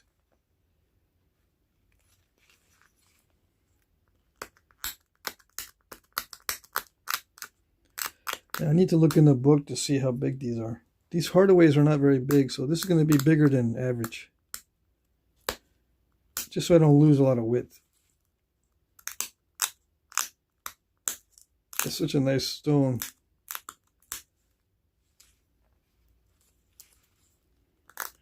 I want to try to preserve as much as I can.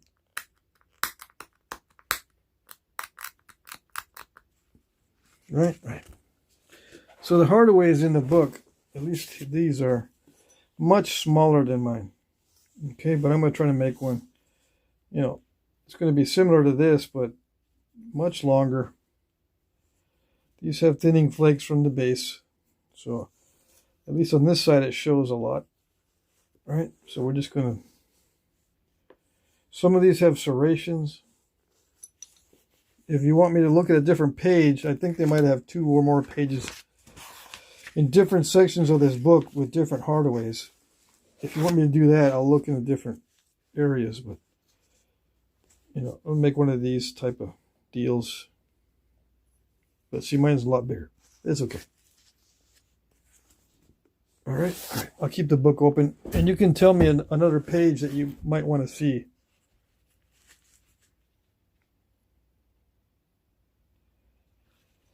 Okay, all right, let's see.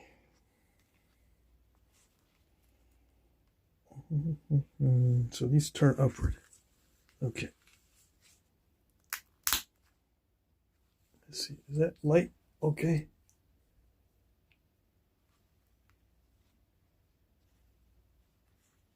Yeah, I think I changed the tone of the light from a more natural tone to a more artificial tone. Right. Just so I can see better.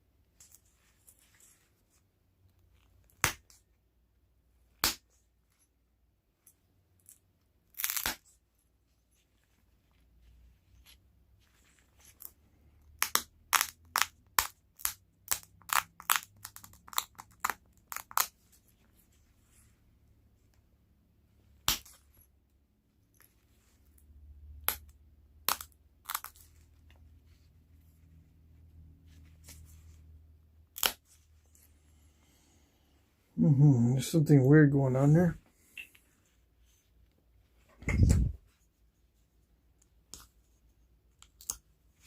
Yeah.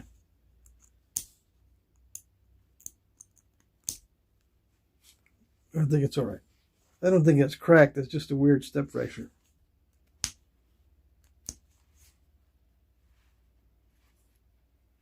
Okay.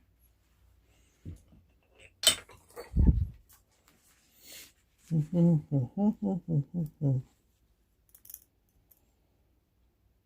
right, these curl. All right. I'm looking at the ears on these Hardaways.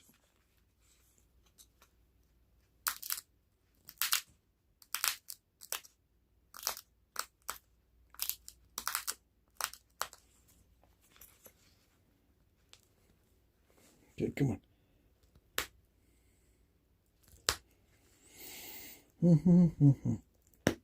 No. No. Okay. I see.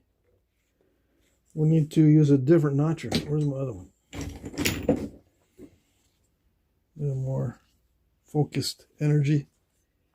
It's kind of thick right there, so let's see if I can do it with this.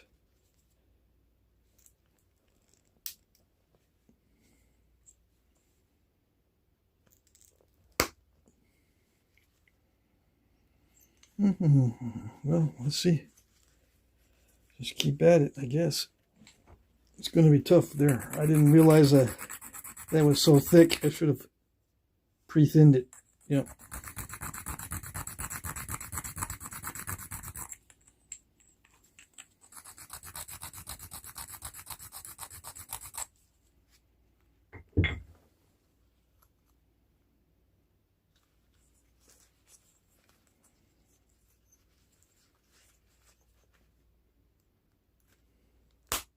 Okay.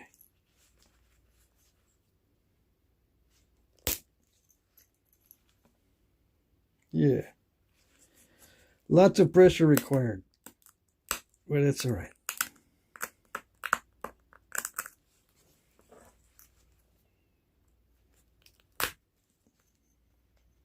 Yeah, like that.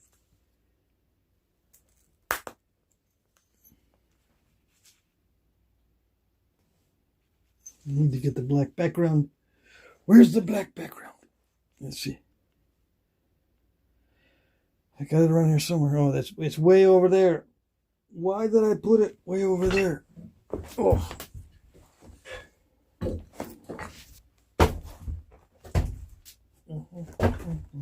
I put it near the door.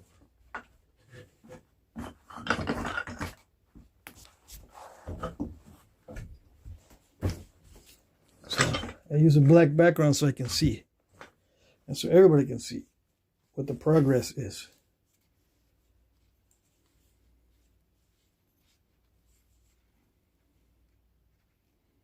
Yes. Yes. Okay.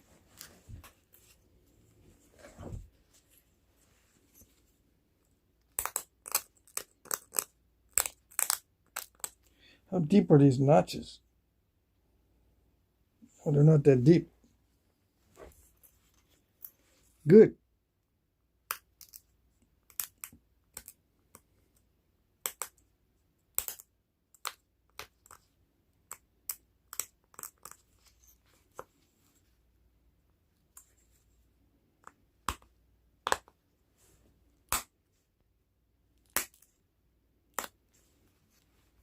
I'm just cleaning up this edge.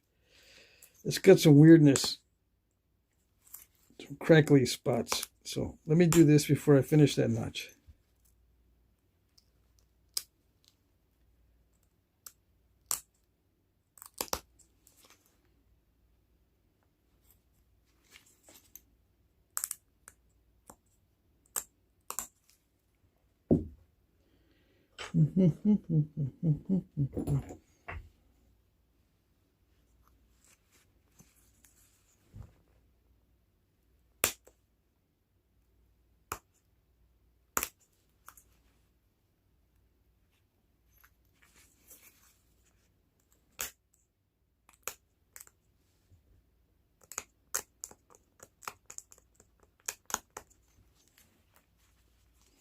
Yeah, some of these notches are more advanced than others.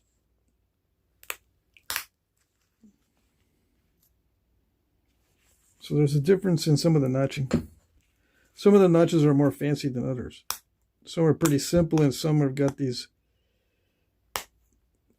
dang it, nice little barbs.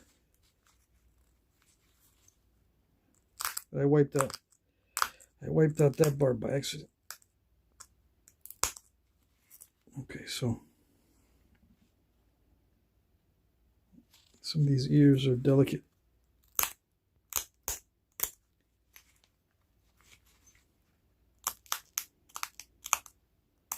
This is an elk antler notcher, by the way. Okay. Let's see. Is this the way they are? Let's see. A little bit scooped up. I'm looking in the book, in case you don't know what I'm doing.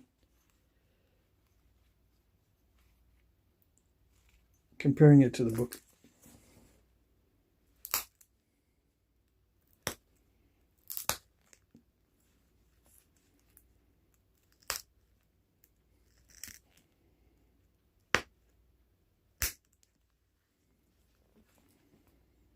Okay. It's a little bit deeper than the one in the book, but I just wanted to get that nice pop out. Okay.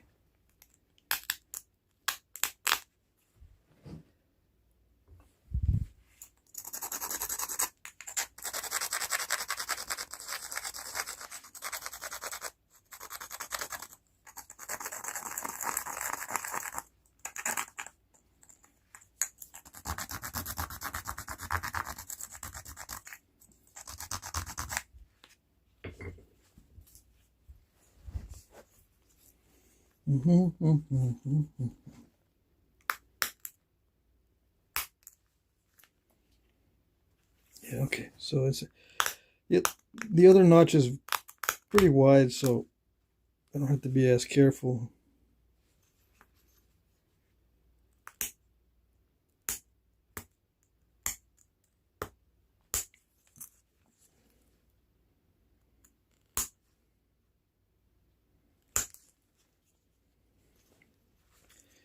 Yeah, and like I did on the other side, I got to finish this edge first before I proceed with the notching.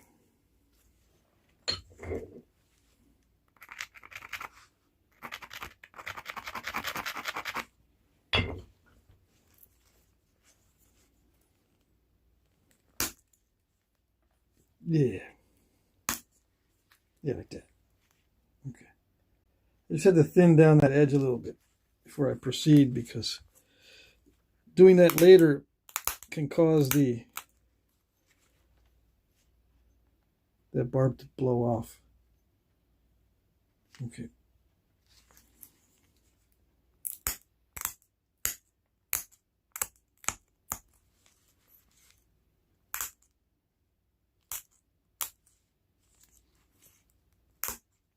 Yeah. Okay. There was some weird cracking going on that side.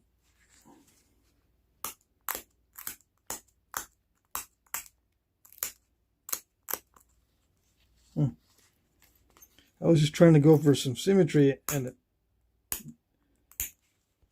I lost some material because of the crack. She's got something weird going on in there.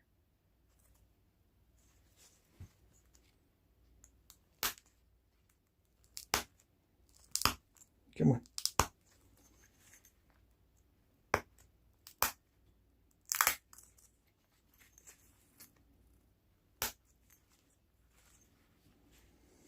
Okay, so what do we got here?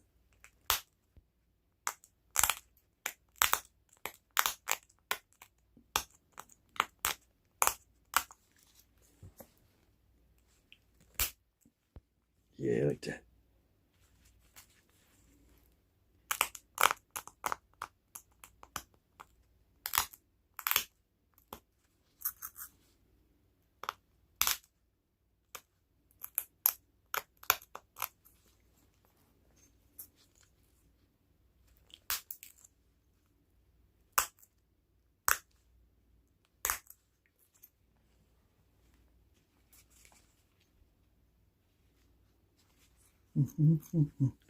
Yeah, these notches are kind of deep for a hardaway, I guess.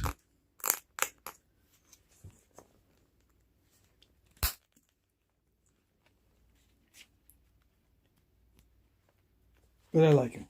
Yeah.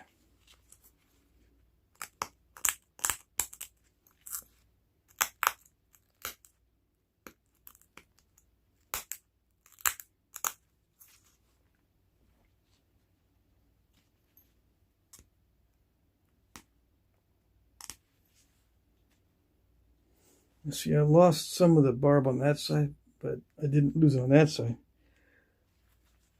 But for the sake of symmetry, I could fix it. But maybe I broke some of that off just now. It's possible I could have broken some of that barb off just now, because it looks like it's broken.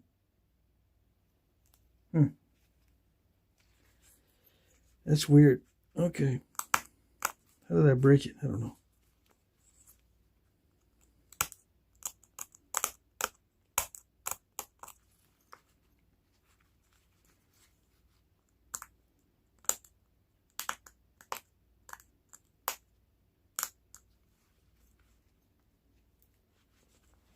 So the basal area is supposed to be more concave than this. Yeah. Well, some examples is pretty deep. So let's do that. Before I go any further, make it a little deeper.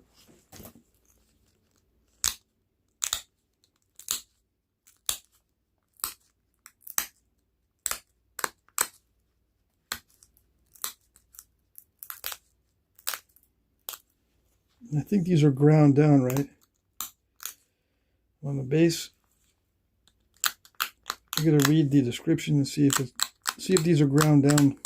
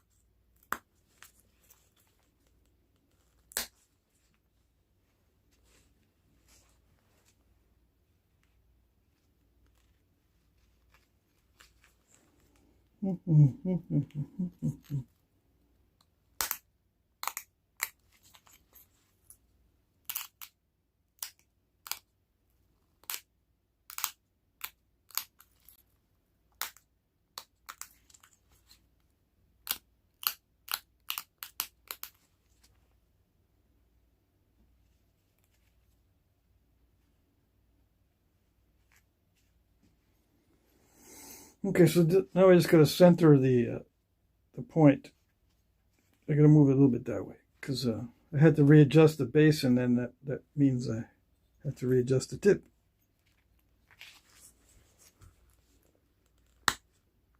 So it looks symmetrical. Uh-oh. This area up here is a lot different as far as consistency.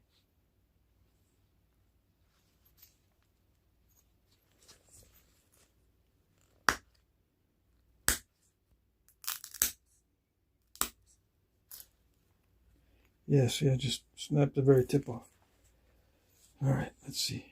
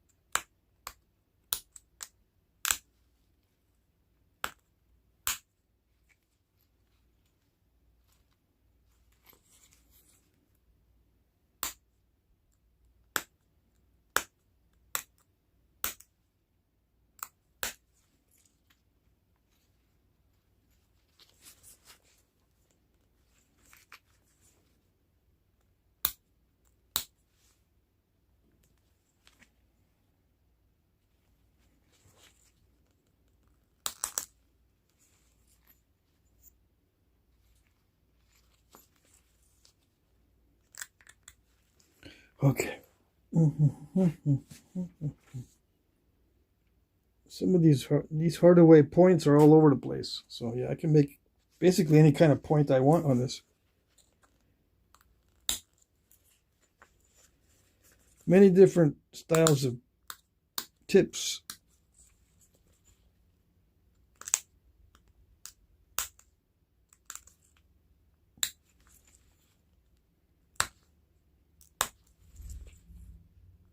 Did I get a page reference? Let's see.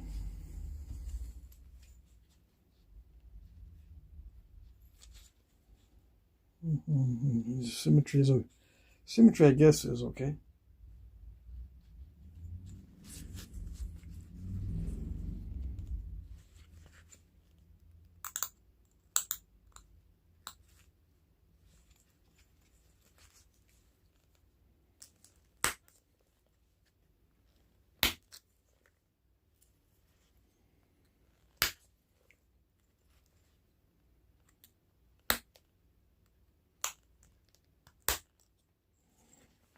Trying to sharpen it is not working that well.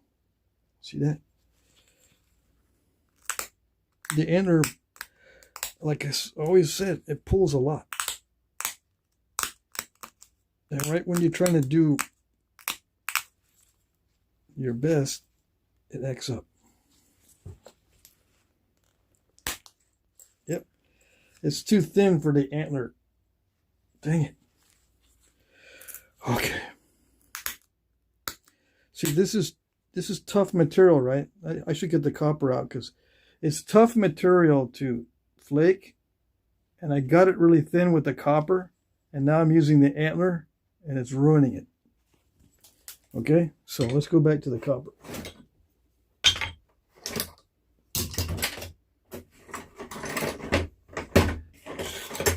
And you might say, no, I'm just not doing it right. No, it's just too thin to get the flakes I need with the antler. Yeah, it's too thin for the antler, believe it or not.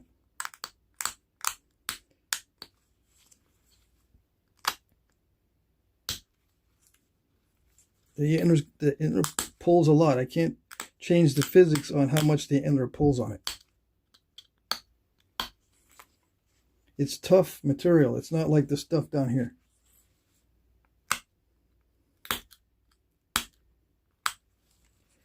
And if I try to sharpen the antler to more of a point, the antler will break. instead of the stone. But the copper allows me to focus more energy in a small spot, so it can be thin and yet I can remove the flakes because it's a smaller area that I'm pushing on.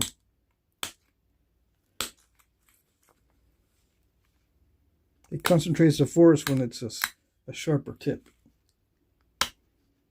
And I can remove the flakes without breaking it.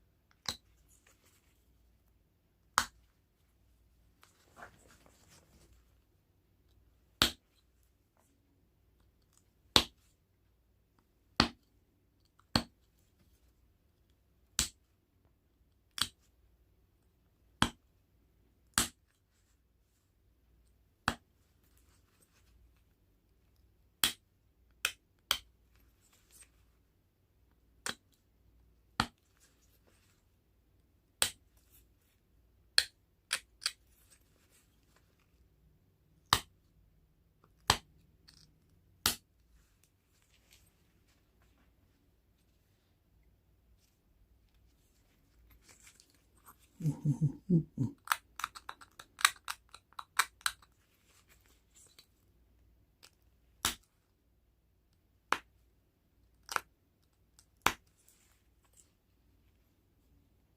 might ask, why do I want to get it so thin? Well, if I'm going to sell this, I need to get it as thin as I possibly can. Yeah. That's the way it goes.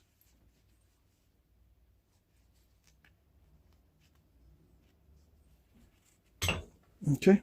All right. So let's see. I'm not going to mess too much. I'm not going to mess around too much with the tip here with this antler. What I'm going to do is I'm going to sharpen the rest of the edge. Hopefully it won't peel off a big ring crack. Right? But it shouldn't. It should be all right. I've already pretty much did the problem area with the copper. So we should be all right.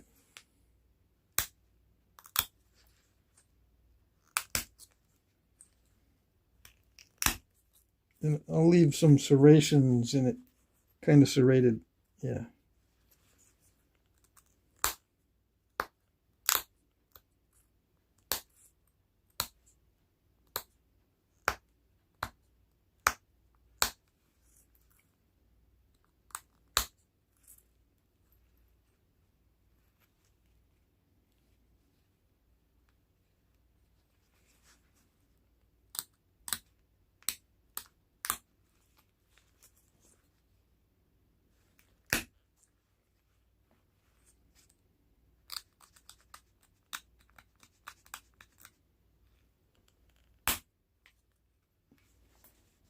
Still running into that problem. But it's okay. Yeah.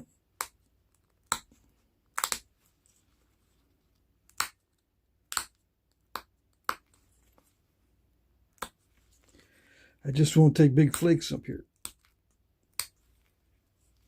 I just can't take the same kind of flakes I was taking with the copper.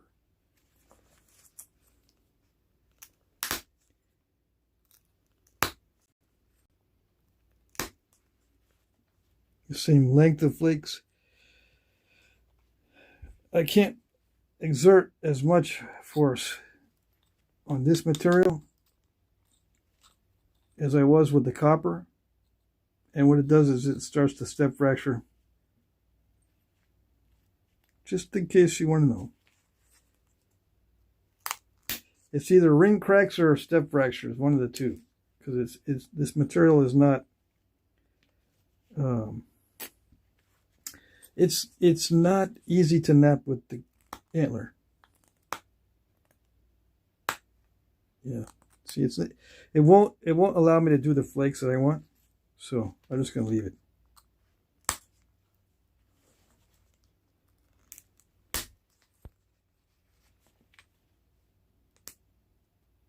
See, this stuff is fine, right? I can make a longer flake. Come on. No? All right.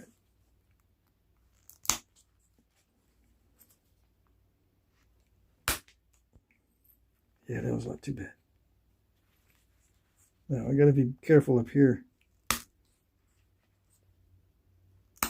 Which means that, yeah, it gets steppy. I can't put that much pressure on it. It's getting too thin.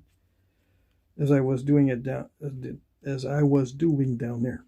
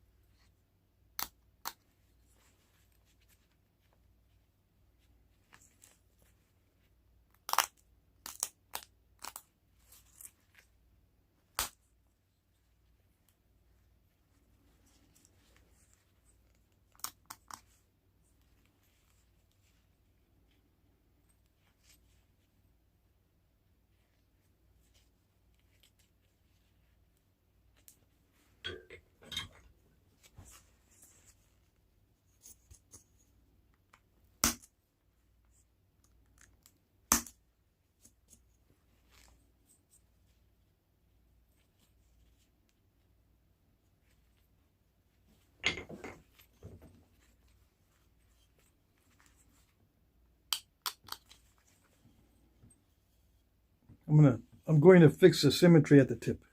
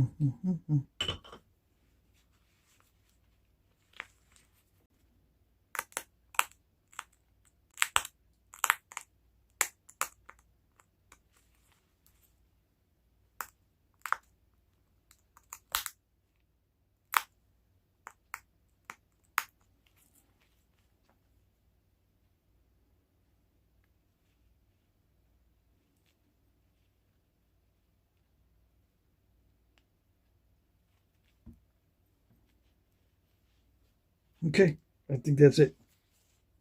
Yep, I think the only step now is to grind the base.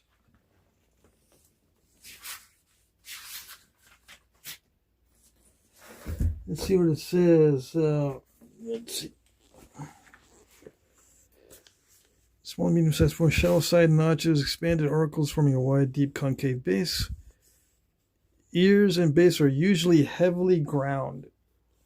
Ears and base are usually heavily ground. So that's what I'm going to do. Yep, and to save time, I think I'm going to use a file. Yeah, I'm going to use one of these files. Just to save time. Okay.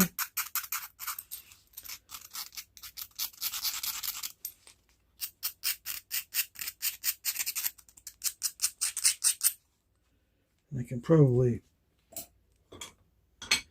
pick at that a little bit more to make them less wonky.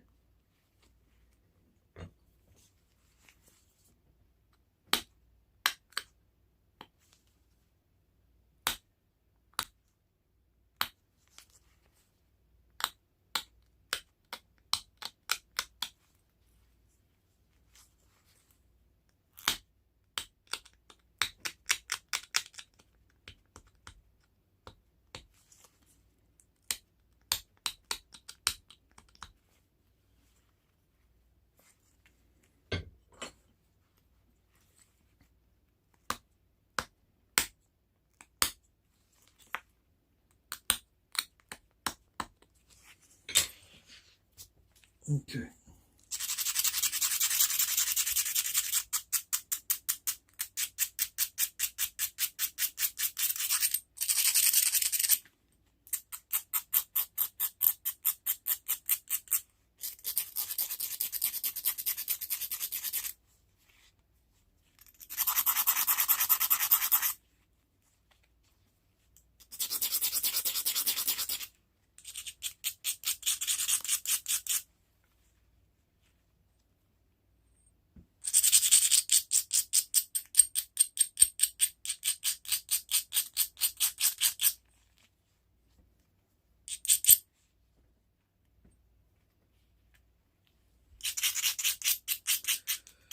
Let's see, just a random Bigfoot.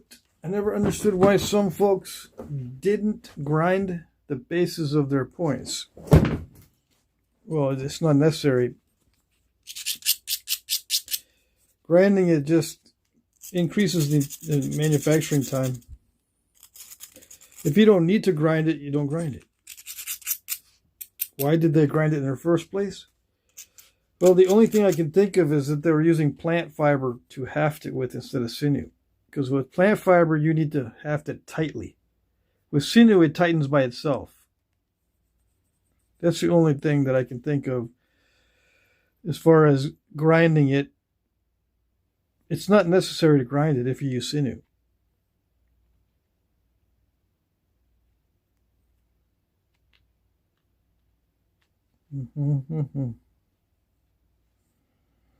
The benefit of not grinding it is saving time. That's the benefit of not grinding it.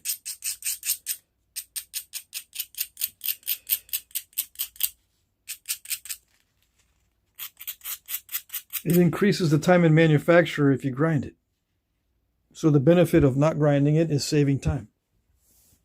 Easy peasy. It's easy to answer that question. All right.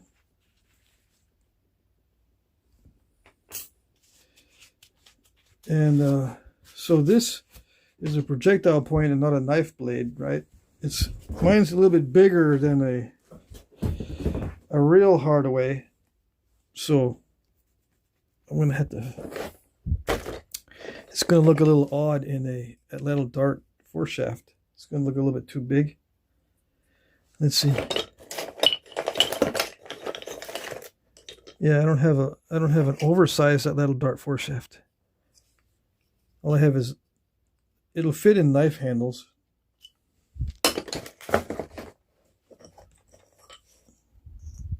Yeah, it'll fit nicely in a knife handle. But I think it's a projectile point. But if you haft it with plant fiber, you need to grind it because, like I said, you gotta tighten it to begin with because plant fiber does not shrink all that much. Okay, when it dries, plant fiber doesn't shrink as much as sinew does. Okay, so it'll fit nicely in a handle like this as a knife, but it's, like I said, it's a little bit larger than the ones in the book.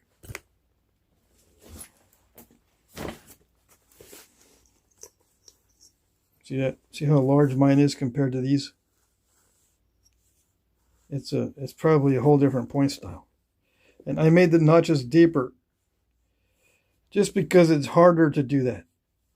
These notches on this side, on the sides of these hardaways are not complicated. Yeah. I made it more complicated because I'm going to end up selling this. Yeah. So I made the notches kind of like this here. But like I said, mine is huge compared to that. So these will fit on a little dart force shaft and look pretty good. Okay. Look reasonable sized. All right. All right.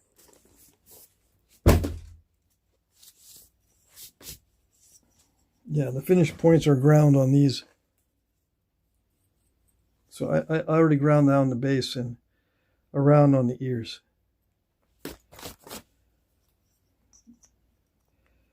Thanks, Jesse. I like the way it looks as a knife. Yeah. I got some plant fiber. What did I do? See, today I also got some elm bast. This is inner bark from an elm branch, or from branches, like 3 different branches. And with plant fiber, you need to wrap it tightly.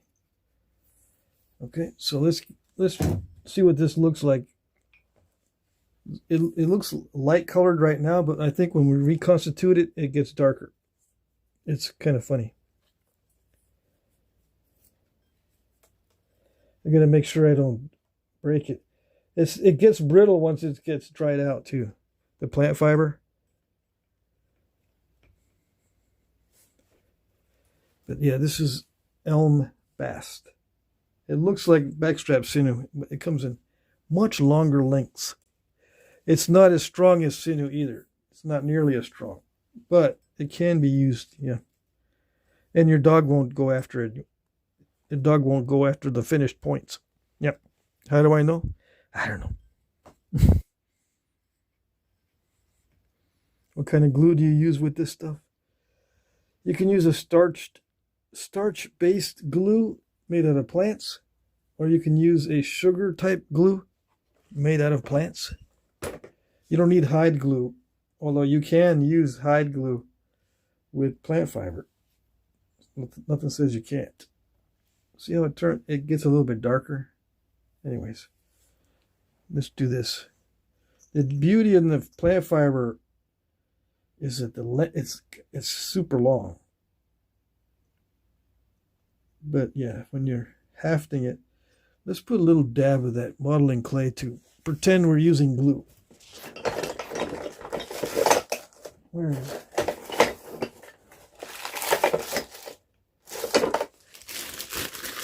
So this is black modeling clay to pretend we're using glue. Okay. And I made this look like I have to a bunch of points in the past, but it's made to look old. I burned it a little bit. I put black paint in there just to make it darker. I added some paint here, and I kind of dirtied this up with some of this red paint with a little bit of black paint, and then I sanded it afterwards. I just made it look old. So that modeling clay simulates the hot melt pretty good. And I'll stick it in there. Usually I would put glue all the way around, but I'm not going to do it this time. I need to go to sleep. I got a busy day tomorrow. So I would put glue all the way around. You know, either, you know, I use the modeling clay to simulate the real stuff. But you get the idea. This would go all the way around, all the way up and around all that between the wood and the stone to create a smooth transition and to fill all the gaps. All right.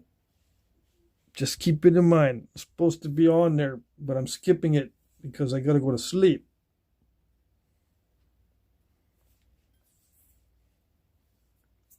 And I'm going to use some school glue to hold this in place. This vegetable wrap, this inner bark, this bast fibers.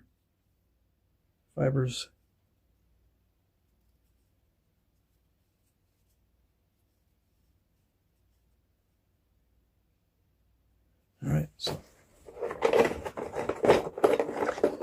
the school glue is a plant starch based glue. This is not PVA. When this non-toxic stuff, it's not PVA glue.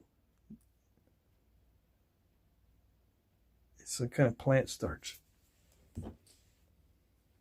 Probably rice.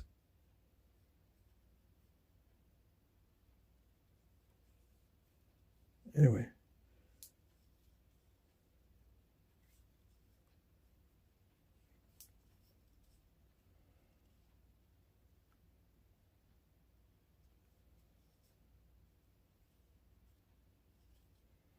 Yeah, we don't need it there.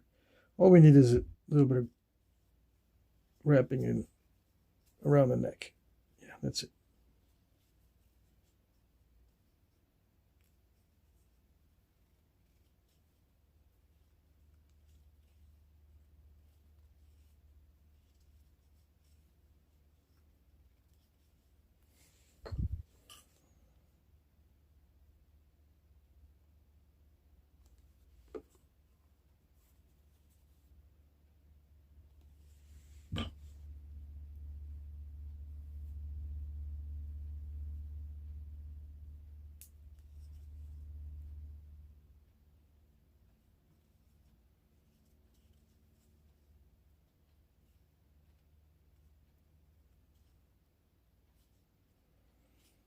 Okay, so that's elm bast, or inner bark from the elm branches.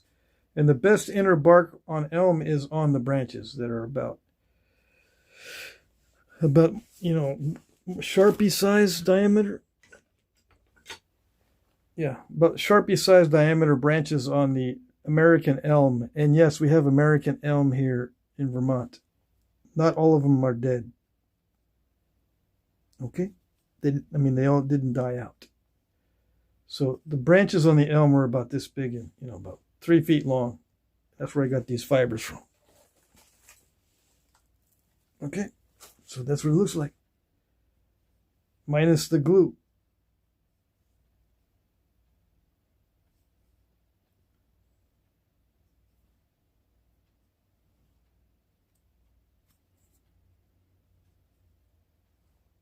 If I was using it as a knife. And it dries hard. As long as there's plenty of glue with the bast, it will dry hard enough to hold that in there. Yeah. It's just not as strong as sinew. Like for a projectile point, it's best to use sinew. Yeah. Okay. But yeah, you can use plant fiber for projectile points. That's probably why they ground the base. All right. Let's see what I got in the chat.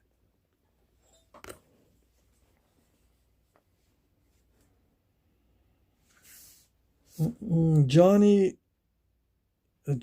Angbarsted. I'm getting a box of Knappings stone soon. Awesome. Falster flint, Helgoland flint, and many more to come.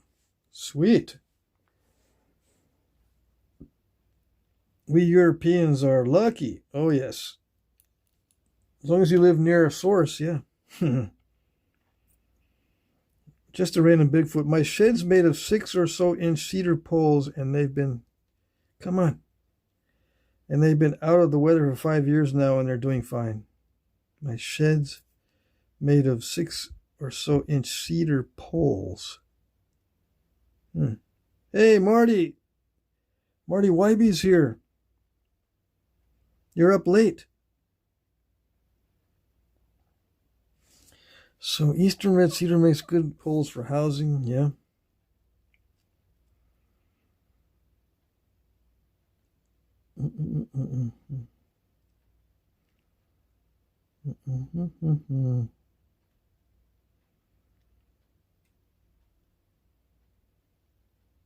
Okay, so I'm looking for questions. If there isn't any more questions, I will say goodnight.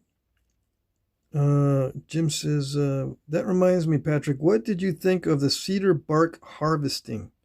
Shows why it only took a few sheets to side a house.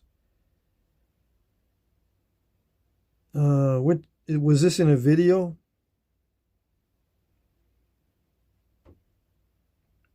Cedar bark harvesting. If you're talking about a video, I'm not sure if I saw the video. If you're talking about it in general, cedar bark, well, the ones that I've seen, the bark is kind of shreddy. It doesn't come off in big sheets, not like birch bark. Unless I'm not thinking about the correct cedar.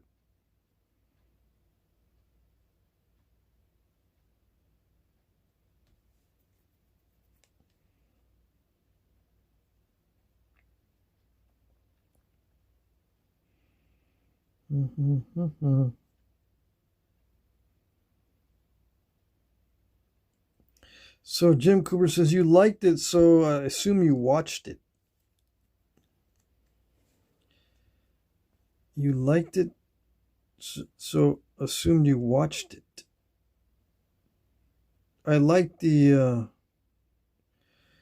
your video on it. Let me see. If you did a video on it, I need to see. Did you do a video on it? Because I don't remember.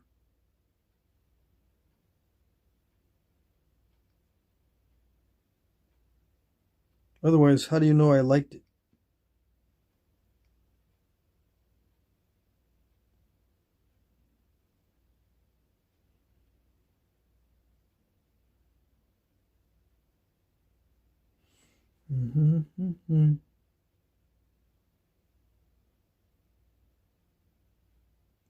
Just a random Bigfoot. I always thought they were hafted just with glue since they have quite irregular bases. No, the base is pretty straightforward. Straightforward for hafting. Yeah. It's just a little bit shorter than usual.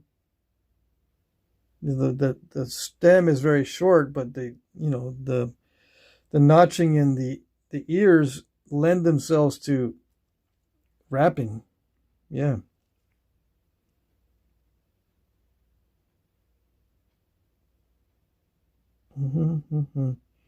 Moana says, that was a sweet save, Patrick. Seeing you adjust and change tactics when issues arise is truly a display of skill.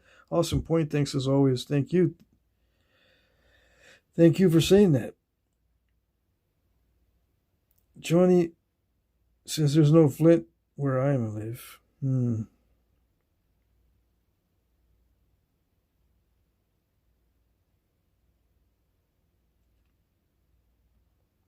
Let's see, just a random Bigfoot. Hey, Pat, before I go, do you think Mousiturian points were hafted with just glue or also wrapped? Mousiturian. Well, it depends on the size. I think they varied in size, right? I think the smaller ones were probably wrapped. I need to look at the size variation. If I'm not mistaken, they come in various sizes. Let me see.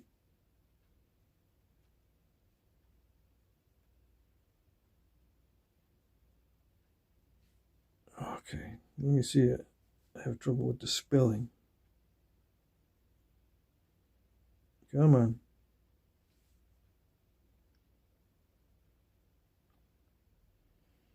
All right, hopefully they have scales on this.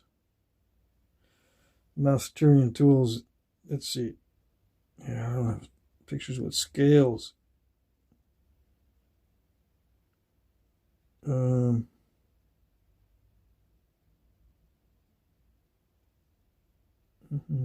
I need to see diagrams with scales. Let's see if it has it on this. If it doesn't have any measurements or dimensions, I can't tell you, I can't give you an answer.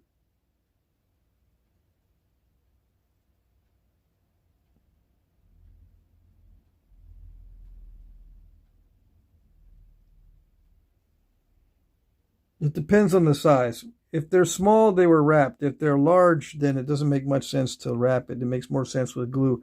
Glue works better when it's over a larger area. The larger the area, the better the glue works. The smaller the area, the less efficient the glue. Does that make sense? So they had to wrap it in addition to the glue if it's a small point. And I think these varied in size.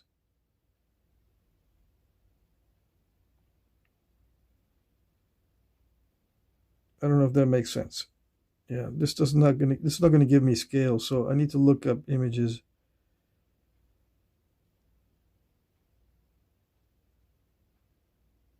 Okay, we got some in here. 3 centimeters. I need a better size range.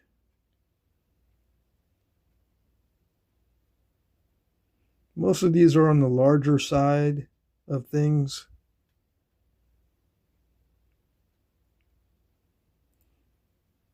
The larger they are, the less chance they were wrapped. And like I was saying on the last live stream, or one of the last live streams, some of these, especially in that time period, they were just stuck onto blobs of glue with no sticks attached. Just blobs of glue. Okay? Like, let's just pretend this is a big blob of birch glue. Stick one of those Mousiturian points in there into the glue itself with the larger points, you know. It works well, just having the glue as the handle. You don't need to have it with a stick. Okay? You can make a knife out of these Mousiturian points just by sticking it in glue. But it works best with a large piece like that. Now, if it's a smaller piece, you need to wrap it. And yeah, you could put it in the glue as well, but it pops out. How do I know? I don't know. It tends to pop out if you're using a small point inside the blob of glue. The small point tends to pop out, especially under heavy, butchering and stuff like that. You'll get like blood and stuff in between the joint here, or fat. And if it's not much glue in there, it gets in there pretty quick and it loosens up. And you're going to get separation. But the more glue you have, the better it works. So if it's a large point, I had the risk of repeating myself ad nauseum. It works better with glue. Okay. So it depends.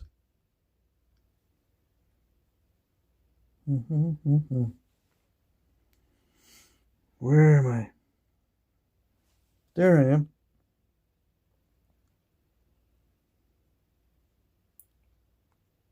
Let's see.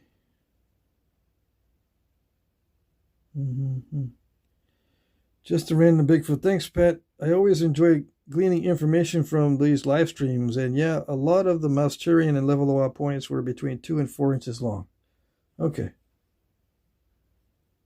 Yep.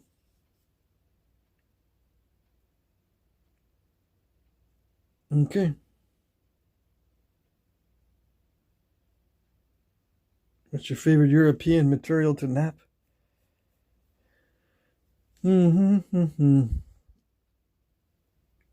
Yeah, the Sononian flint is hard to beat. Yeah, Sononian flint is really good. I was lucky enough to have someone send me some of that stuff. It's excellent. Yeah, Danish Sononian flint is excellent. Some of the best flint that I've knapped. Yeah.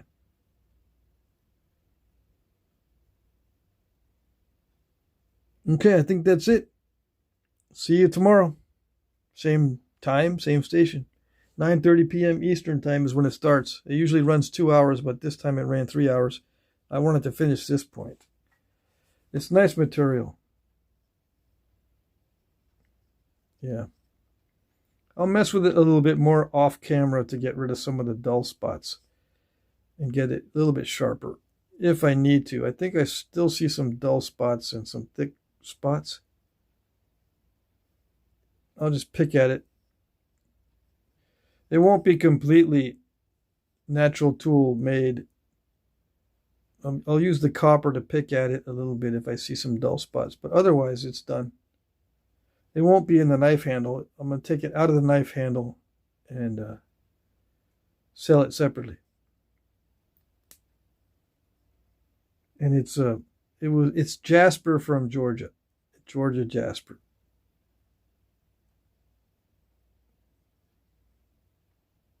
And you see how dark that elm bast got after getting it wet? See how dark it gets? Compared to how it is when it's dry.